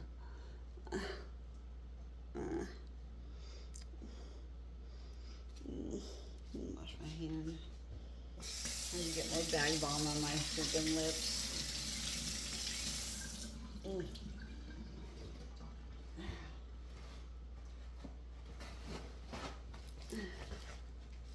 Oh. Wow, almost 2-hour video. I think I'm breaking a record here, guys. Yeah, it's taking a long time to get ready. This is what it's like real time, seriously. Look how long it's taking me to get ready. Look at the side quest that I do while I get ready. This is how I get ready every day. I do one little thing, skip to something else, skip to something else. I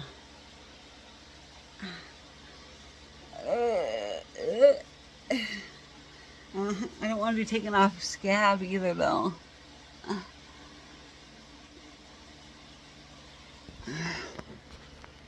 need to go under a better light. Oh, guys, this lip thing really sucks.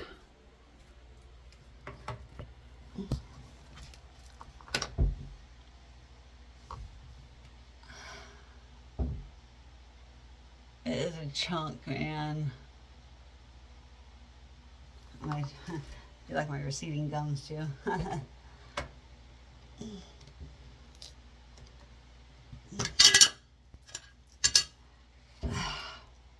So, I'm going to try and keep shedding the skin. I need to clean it. I'm going to clean it with some water, just in case I have stuff on my hands.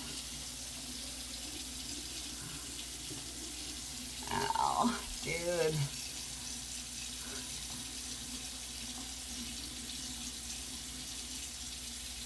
It's so ow.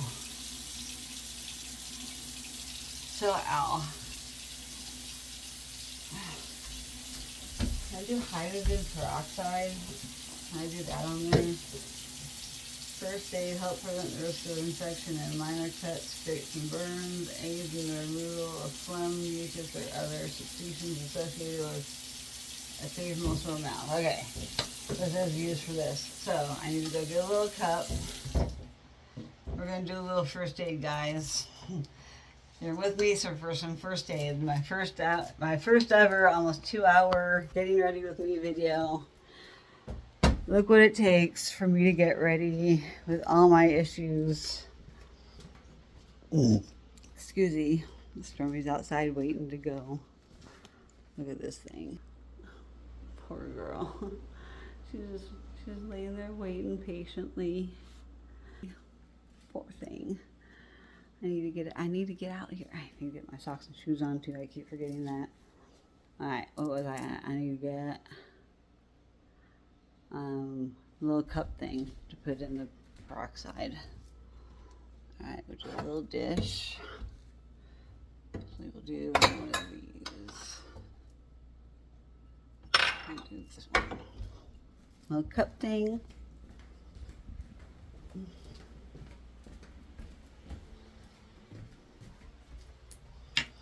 Now,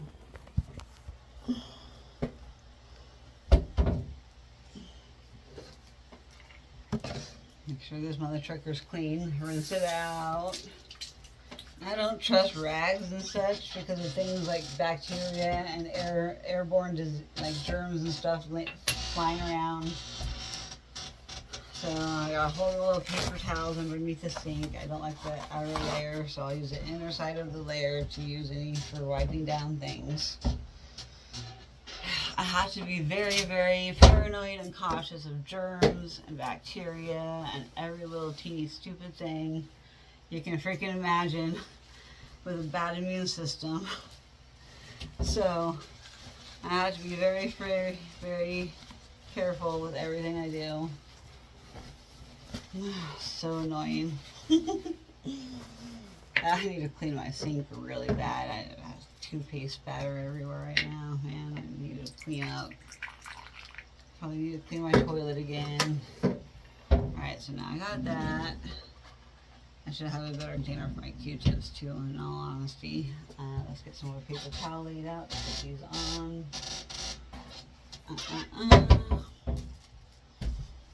Wash my hands again. It's probably better that I wear gloves even, but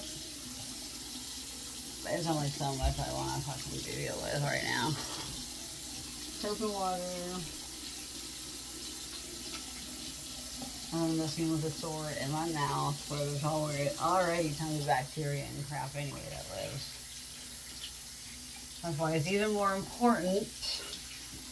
I mean, that's why like dental care and stuff, like they really need to have better precautions for dental hygiene because of the tools and stuff and open wounds in the mouth and all the types of different bacteria and things that you can eat. Anything that can get into the wound through the open mouth. So dental work is very dangerous, but also a necessary evil. So now we're gonna do the hydrogen peroxide. I need to get my elbow room to get this stuff out of here. Toothbrushes, and dental picks. Okay, that one needs tossed now. Alright, we got dirty towel over there. Bag balm here. Alright. Now, we need that little space there. Okay. So now we got hydrogen peroxide.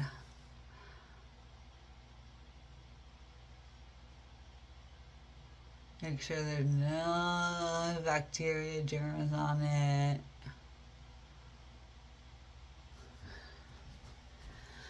Look at my hair. Look at all that dead tissue. I have so much dead tissue on my lip right now. It's so gross looking. So gross.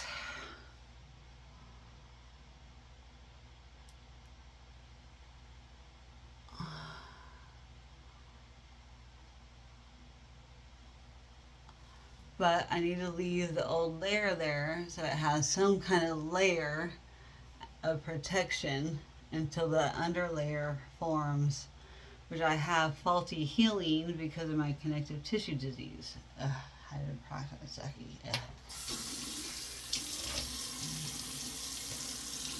Should have got some water. I need to go get a little cup of water to rinse that peroxide shoot out of my. Ugh.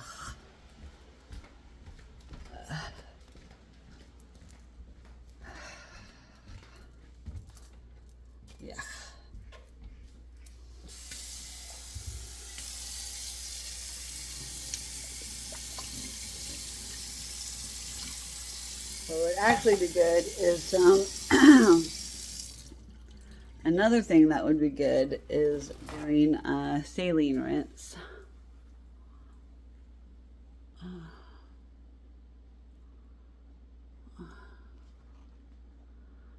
Oh gosh, ow. Look at that sucker. Ow. All that dead lip skin. I was half tempted to go to the stupid ER last night and be like, do I need stitches? Hell no, I don't want to do it. I didn't want to deal with ER. I didn't want to deal with doctors. I'm like, I'm going to just do the whole redneck. I'm going to take care of it all myself.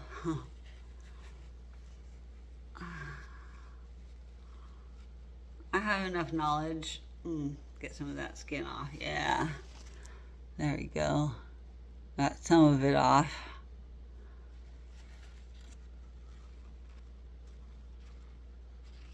Just the stuff that's ready. I just have to make it soft enough and make it like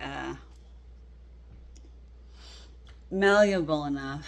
But I'm still gonna do a little bit of salt water, I think, just so I can rinse it. Because any kind of saline rinse is really good for things. But it needs to be lukewarm water. Distilled water is actually the best rather than tap water.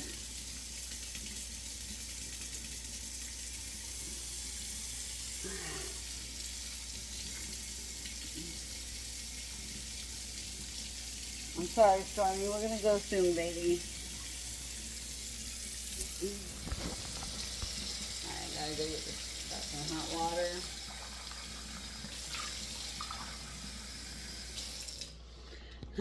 The doctors would always tell me growing up as a kid with my sore throats. I had constant throat infections. I almost had my tonsils taken out, but my tonsils were never like really affected all the way. It was always my throat, always being infected. Go figure. It was probably just all the food that I was sensitive to and allergic to, and I kept getting fed it, and it affected so much of it, so much of everything, so much of my lining of everything in my body when I was a child. My parents had to resort to feeding me fried foods in order for me to have regular anything. Like, I was a very unique baby. I had like so many different issues growing up. Like, I remember always being sick. I always remember being sick. My mom's like, you weren't always sick. And I'm like, yeah, I was. But that's because she never wanted to acknowledge that her children had anything wrong with them. So, of course, I was never sick. But I was always sick. I grew up on antibiotics for my entire life, pretty much. A lot of my problems were also set off at the age of 16. I forgot what I went in here for was the salt. At the age of 16, I had my head-on car collision. I had the airbag go off in my face, and it deviated my septum in my nose, and I had like allergy problems ever since then. And what could have happened is it could have done the thing with my tethered cord and tethered my spinal cord at that point, or it gave me the bulging disc at that point. I don't know. It did something. Because it changed things with my sinuses forever after that car accident. I had nothing but sinus issues and problems, and things like accidents, viruses, bacterial infections, all that kind of stuff can set off your genetics, and a whole cascade of problems can begin. And that's what happened when I was a teenager, and it happened ever since my first car accident at the age of 16. That was the beginning of the end, basically, with my sinus problems and my allergies and sensitivities to everything. But if I look back on my life and learning what I learned about, how I didn't work well with like foods in my stomach when I was a baby, and I remember being a kid sitting at the table with certain foods, not wanting to eat them because it made me sick to my stomach. Like, your body is trying to tell you things. my body was trying to tell me it was repulsed by the things it wasn't supposed to have. And I forced myself to eat these things because I had to, because of my parents' parenting styles, basically, because of how they were raised and such. So I don't blame them for it. It's just part of the generational trauma, and it's I would have been breaking that stigma and breaking that trauma if I had had children myself. I wouldn't have been doing the same things because I understand this stuff now and how damaging it can be. But also, understanding that that's what my parents had for tools at the time, and that's society norms at the time as well. So I mean, it's not any fault of their own. It was their generation. It's generational trauma. I mean, what it is. All right, now I'm doing my salt rinse on my lip to try and rinse off any kind of extra anything. So welcome to the step of that.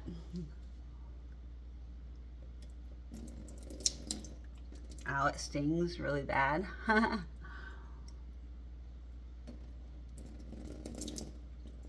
kind of letting it just run over the top of it.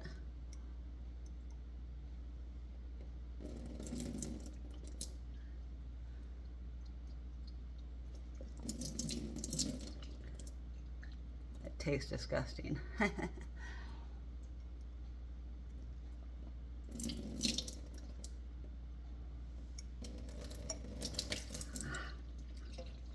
Let's just get messy with it. Got it. Now let's rinse out regular water, cold water, because that was gross.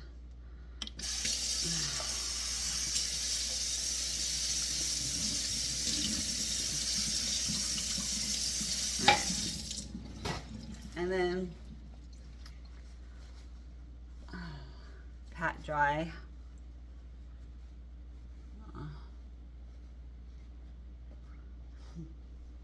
I got a little bit of pieces of lip off on that as well. You can't really barely see it, but very, very small. That right there is a little bit of lip. Old lip, dead skin that is coming off because it's healing and it's purging the old and creating new. Oh. As I use my dishes, let me put them in the dishwasher.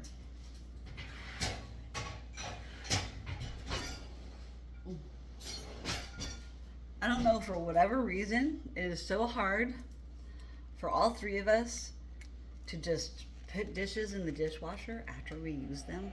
Why is it so hard to open? There's like no honey on the outside of this or on this. All right. I absolutely swear by this, guys. And my hat, I need to put my hat. It's a little bit loose right now. I swear by my ginger honey. I can't handle like ginger beer. It's just it's too strong. It overwhelms my senses too much. Anything that has like extra, I don't know. I'm already extra enough, so why do I need extra anything? I crack myself up. So, anyways, I swear by this. So the fact that I didn't have any kind of breakfast, let me get back to that fad thing, so before I forget to, let me circle back 1 second. The whole fad thing and stuff, it's a lifestyle change. Lifestyle change, you gotta do what you gotta do. But eating later in the day, after a few hours, it's best to really just if you are going to be a person that does any kind of fasting, don't have anything first thing in the morning. It will spike everything up too fast. But on the other hand, there is another way to look at things, which I looked at it for a long time. With everything that I learned about my nutrition and all these different workout classes. I took every kind of workout class in college that you can think of. I did yoga, I did Pilates, I did HIIT training, I did CrossFit, I did disc golf, I did water aerobics, I did, I could have almost gotten into water polo, but I decided not to go out for the team because I'm like, that's probably too dangerous for me with my EDS. And it would have been too painful for all the stuff above my head, so sorry.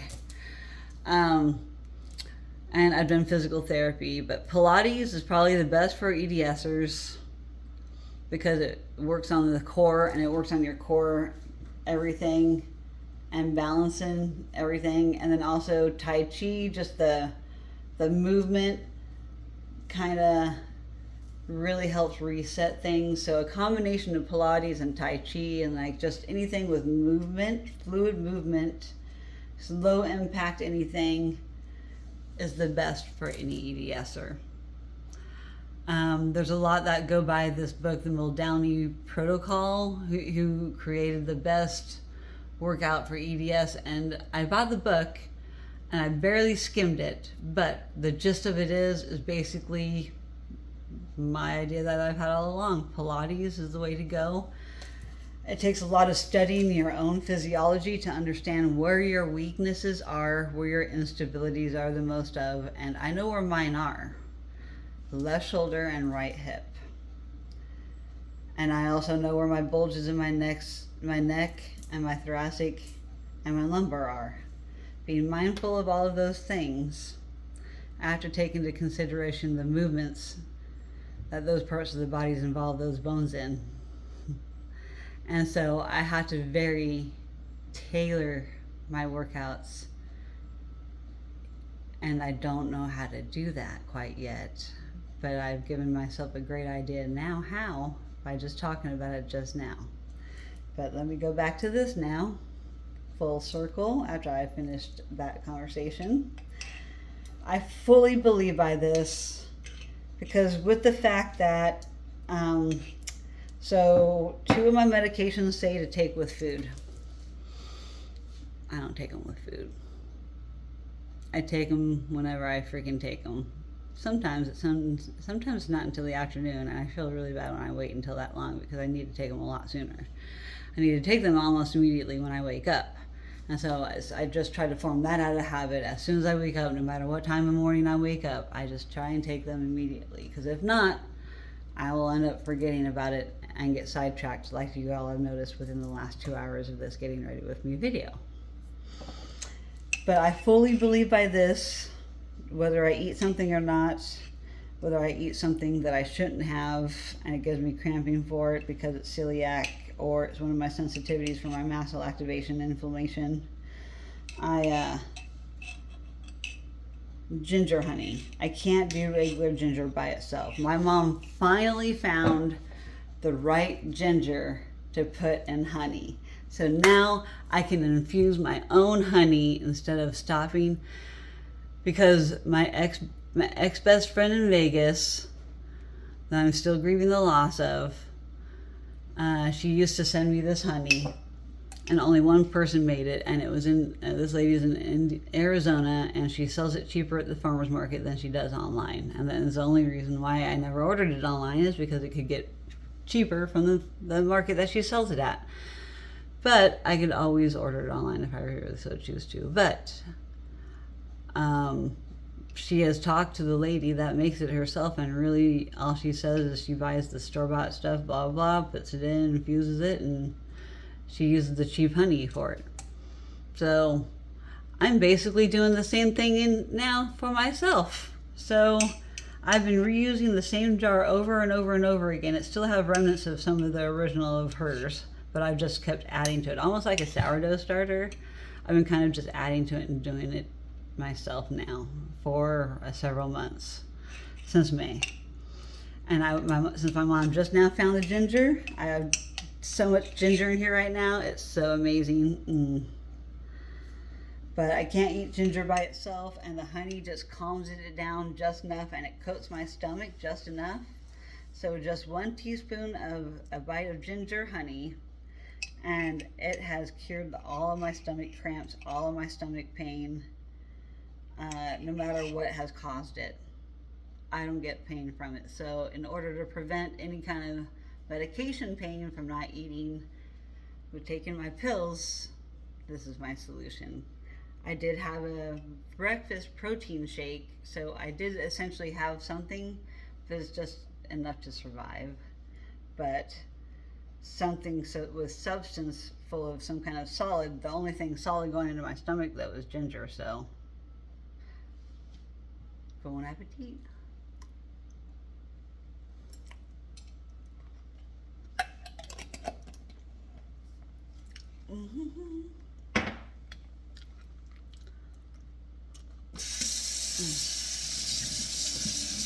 Oh, it's 2 bites of ginger. It's still spicy.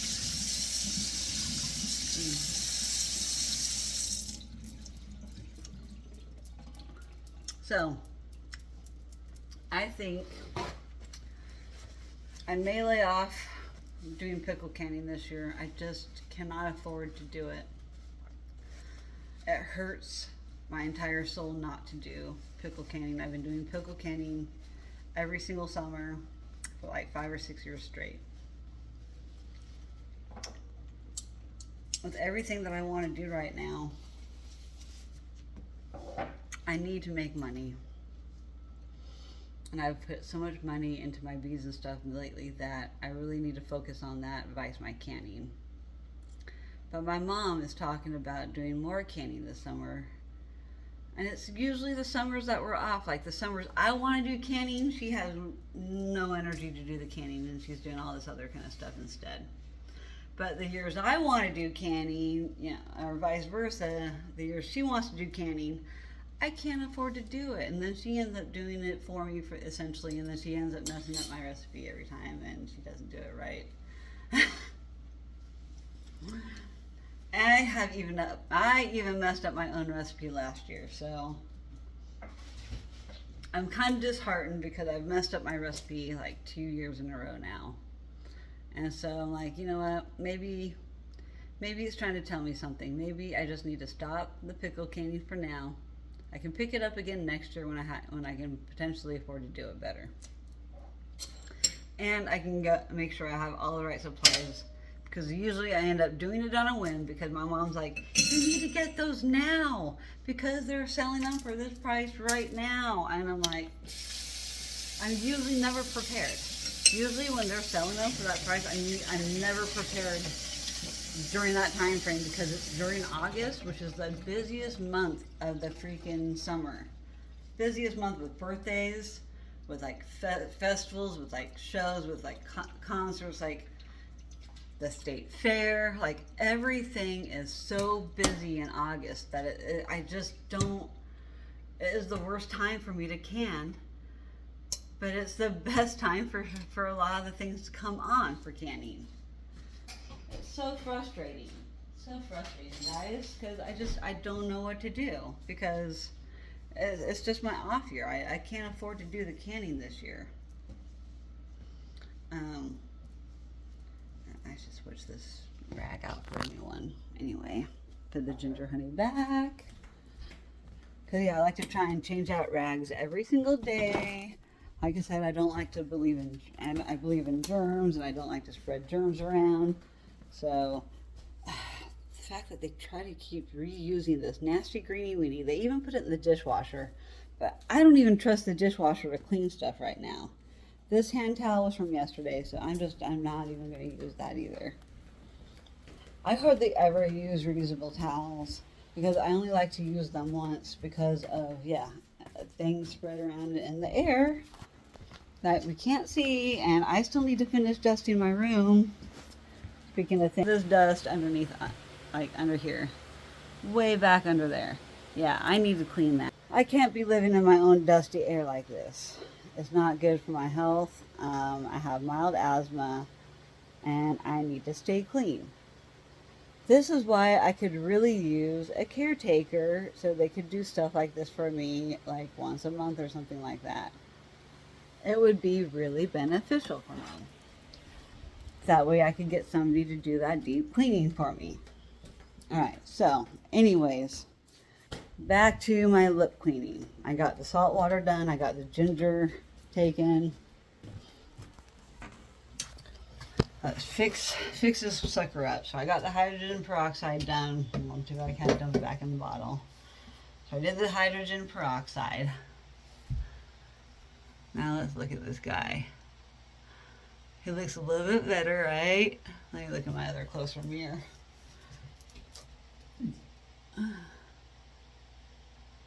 Right. Right now, all I see is like a little blister forming. Right here. I don't want to touch it. I'll touch it with the peroxide. Right here.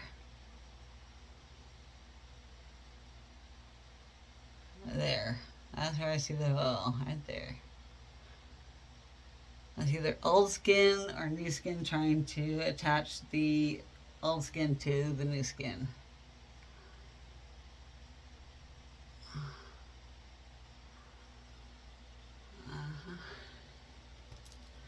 I'm just making sure it's not pus and it's not bacteria stuck in there.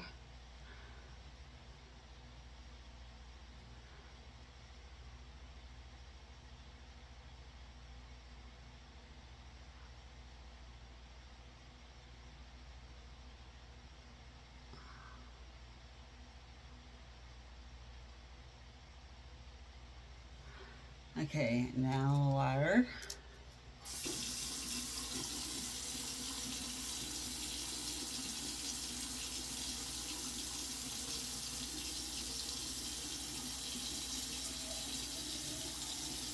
Alright, water. Now, wash my hands again after touching all that other stuff.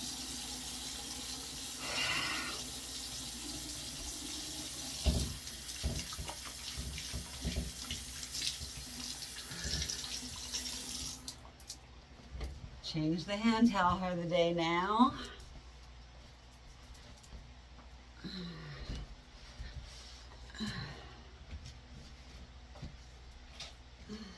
New hand towel for the day. Now back balm.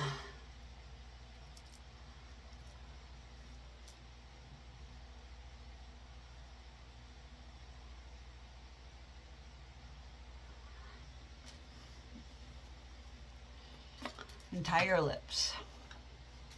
Because why not? It does help with chapped everything, even for cows.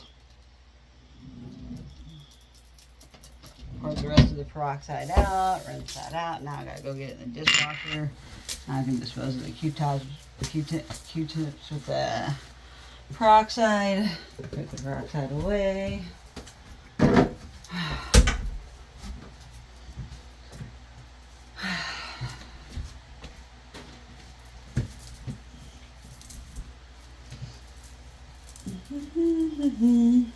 Oh, and I didn't wash my face yet for the day.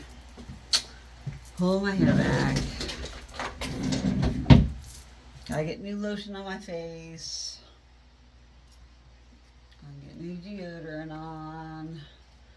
Over 2 hours, guys, to be able to get ready with me for being disabled.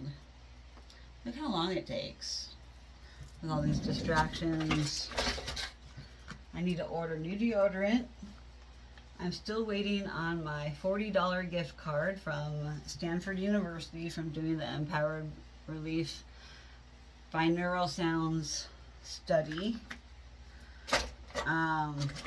So as soon as I get that $40 gift card, I'm going to be getting,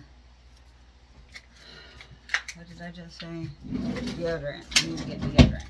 And I need toothbrush covers for the cover of my toothbrush, because I'm going to need it. I already have another toothbrush lined up that's still covered, but this one needs a cover. This one's too old. This toothbrush is falling apart. I don't even know why I still have it in here. I'm just throwing it away. I don't need to be a hoarder. Wash my face, yes.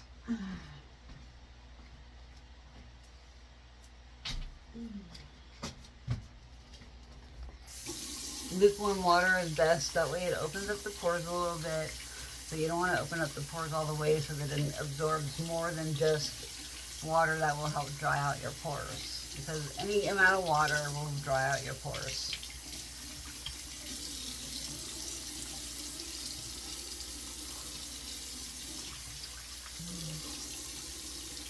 I'm just using water on my face like that with my hands that are clean. Now I'm taking the washcloth and drying it off.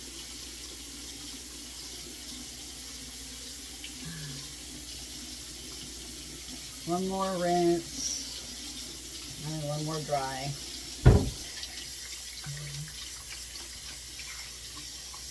I don't use any soap because I'm allergic to everything in soap.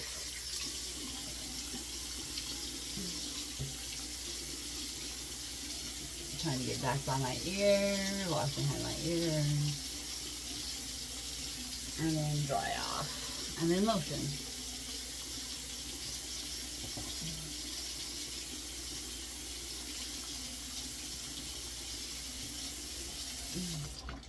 When going into the sun, or even like trying to stay out of the sun, it is very important to have a good skincare routine.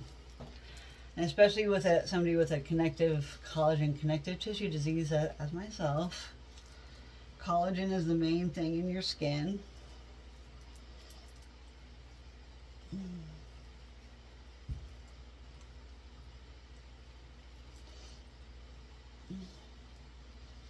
That and fibrilin. It's fibrilin, collagen, and elastin. Those are the three main components that make up your layers of skin, or molecules, or cells. I don't know. Like I said, I learned these terms, and my dyslexia kind of mixes it all up because I can't keep it all straight to what belongs to what. But I know terminology to a point. Alright, so we got my face lotioned up. Alright, I'm going to go ahead and do my arms too while I'm at it, because I did shower yesterday, but I just want to make sure that I am extra protected on my arms since I am showing my arms today. Oh, and I need to use alcohol to get this stupid adhesive off.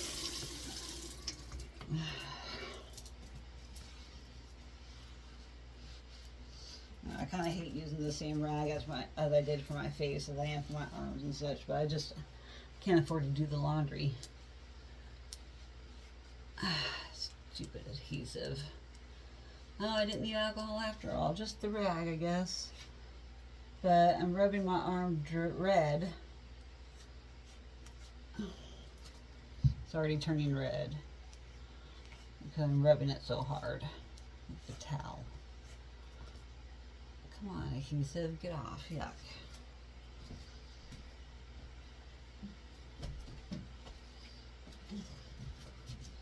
Yeah, see, now look, my arm's all red from that. Just barely rubbing on it.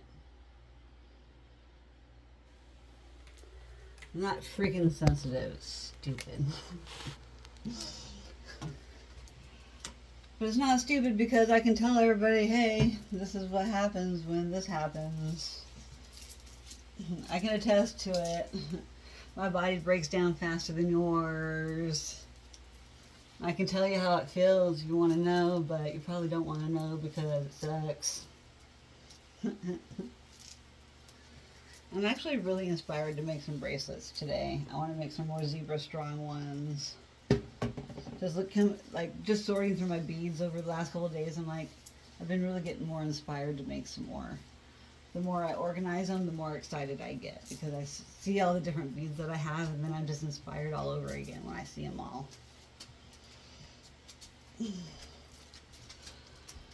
All right, now after 2 hours of slowly getting ready, I'm just about there.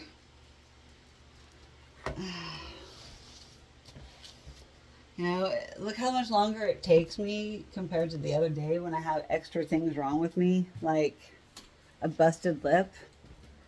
And then I have more responsibility because my mom and dad aren't here too. So I have more things to take care of because they are not here.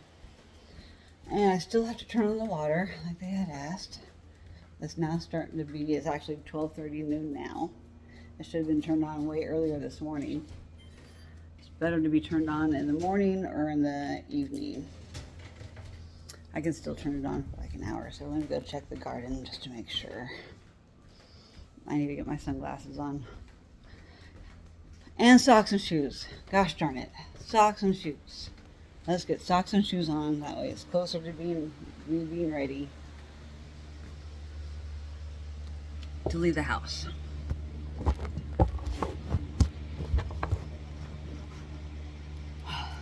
Poor Stormy. She's been waiting and been ready for so long now. I have only a couple things to fold and put away from before. My tank top that I had stains on that I had to wash twice in a row because my mom didn't spray for stains. And I got my sports bra that I love to wear by itself with the shirt over underneath the top of it.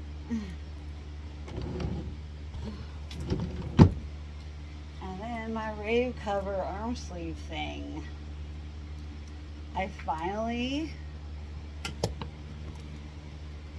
got the dirt out of it got really dirty right around where I had my hand sleeve. So I sprayed it with Shout for the win, guys. I highly endorse the Shout spray because it had gotten stains out of this, got stains out of that purple tank top I just folded and put away. It got blueberry stain out of my llama blanket that I just got from my bestie, my wifey. Yeah, she needs to help me sell my rave outfits this week. Maybe she has stuff she needs to sell too, because I know she had a garage sale recently and she wanted to get rid of some stuff.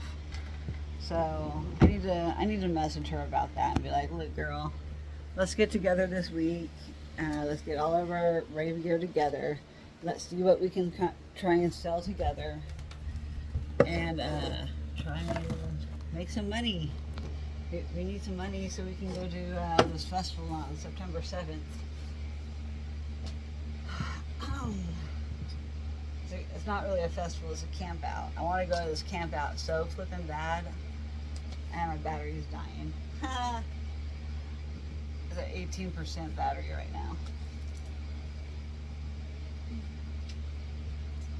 Oh, and the other thing that I have to really be mindful of when I'm getting ready in the mornings, I cannot go barefoot. If I go barefoot because of my flat feet and high arches, I get my feet all out of whack. I have to get my feet adjusted every time I see the chiropractor. So to help negate that a little bit, I at least try to wear my flip-flops that have extra support. I had to put these extra support things in my flip-flops to give me the extra arch support. They look kind of stupid, honestly. I don't like the look of that, but you don't see that when I'm wearing them. You don't see the stupid piece, so. Only I know they're there because I'm walking on them. And then I have I have to interchange my arch supports inside my shoe, every pair of shoes I wear.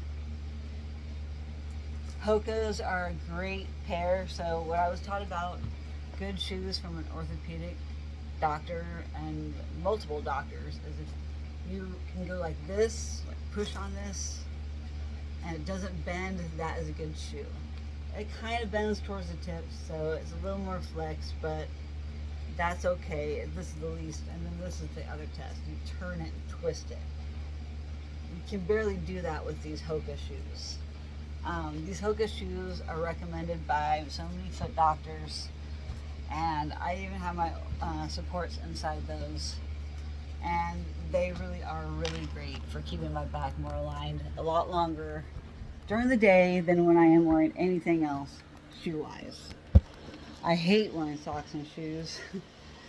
I love my flip-flops. I've been meaning to wear my dress for like the last couple of days. My light's on in the background. You can't see it very good. I've been wanting to wear this out. So maybe I'll go out to dinner with my friends tonight and I will wear my dress.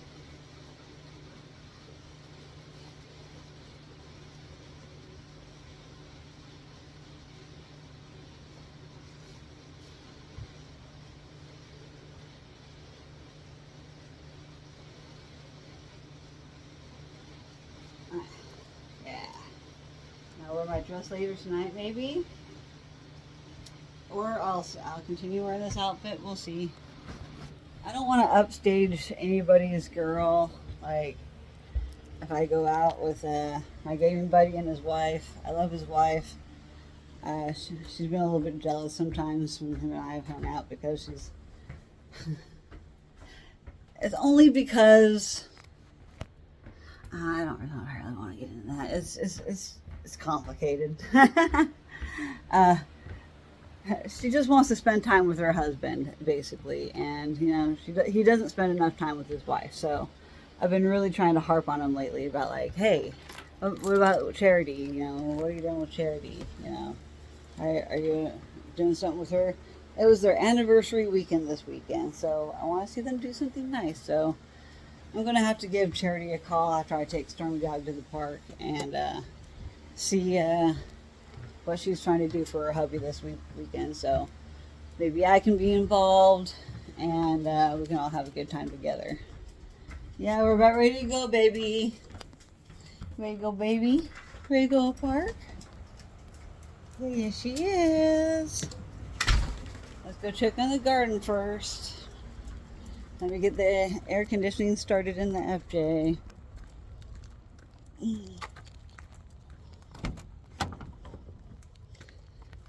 Alright, set that down.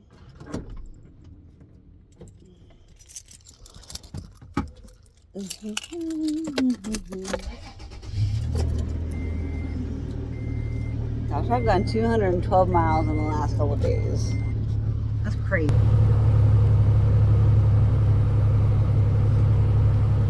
This is how much mileage the FJ has total. Oh, I guess I don't have 250,000 yet. I'm getting... Oh, oops. I'm getting there, though. Huh. Sorry. All right, baby. You want to get in? Come on, get in. And here's your seatbelt. You're just a good girl. I know I love you. Get your seatbelt on. Stormy's so spoiled in the back. Look at her. She's got her bed, her seatbelt. I got my butt cushion. I'm gonna get this AC on all the way. We're gonna head to the park here in a minute. I gotta check the water for the garden. This is normally where the truck is parked. Oh, I got some blueberries to pick. It's best to do in the morning, right now. I got some blueberries to eat. Yum, yum.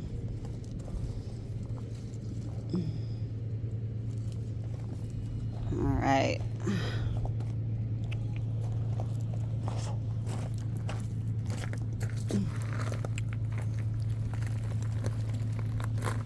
One on this one right here. And here.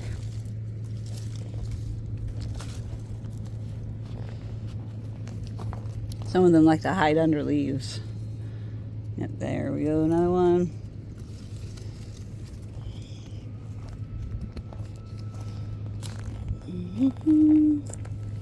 This one was pretty well picked over.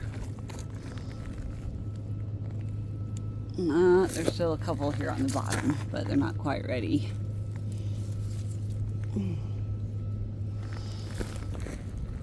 Doing a half-hour video, guys. This is a long one. Our house. We got some pretty flower roses. My mom has strung up the yellow raspberries really nicely. Stormy likes to come by and eat these. I'm gonna go get Stormy one. She likes those. They don't look wilty yet. That still has some wet water. That still oh my gosh. I'm gonna have to pick some of these tomatoes in a little bit. Oh man, I should pick them now, seriously, before I go. Darn it. It's only getting hotter out as we speak, too. Whew. Stormy want a berry?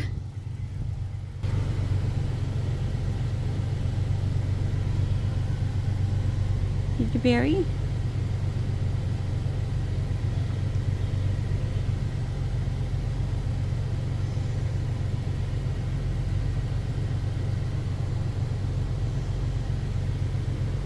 Want a blueberry? Want a blueberry? She likes them. Alright, I gotta go put these in here. Sorry guys. Oh, here we go. This is what I normally pick them and put them in.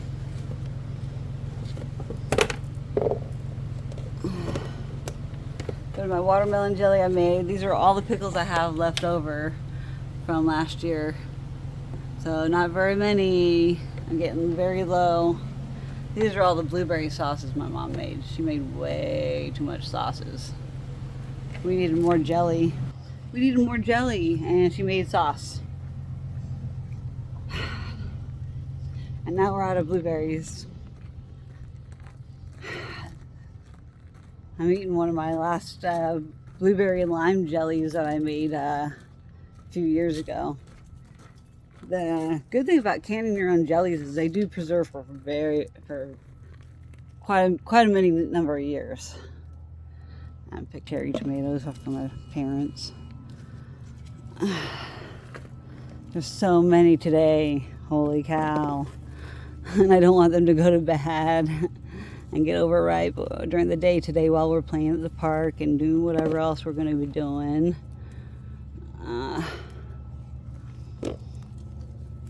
So warm already. But DyormiDog is definitely ready to go play. And we're going to go play at the park. The frisbee for a good half hour, probably less training outside because it's just too hot already. It's my own fault. I take so long to get ready though. It's so complicated being disabled. I have so much I have to do to prepare for being outdoors. I need to also have sunblock and something over my arms. I need to pick a jacket out still and figure out what to put over my arms so I don't expose it too much to the sun. Although while we're at the park, there's usually a bit of shade. So I get most of them. Not that one. That one needs to go. That one. Oh man. This is what my mom does every morning before it gets this warm. I understand why too. I'm not that fast in the morning. My mom is like such a go-getter, and she does so much before she even leaves the house. These ones are a little bit more orange. That's okay. We'll leave the other ones. I think the other ones could do a little more ripe. They're a little orange, see?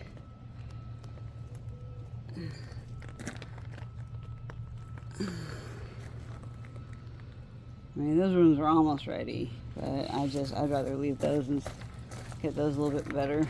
My mom picked some beans already, but dang, she needs to pick some more. Holy cow. Holy cow, holy cow, these beans.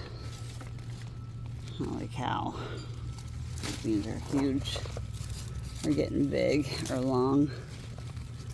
I'm allergic to green beans. I can't even have green beans. And here I am picking their green beans that they get to eat and I don't get to eat. I used to love green beans too, guys. Like, I love green beans. French cut style is my jam. I even have like my own canned French style beans because we had the machine that will cut them in the French style for us. We have the thing that does it. I can always come back out and pick some of these this evening as well, after some watering even. Or before watering or whatever, I don't know. But yeah, there's so many green beans now. Oh, there's another blueberry.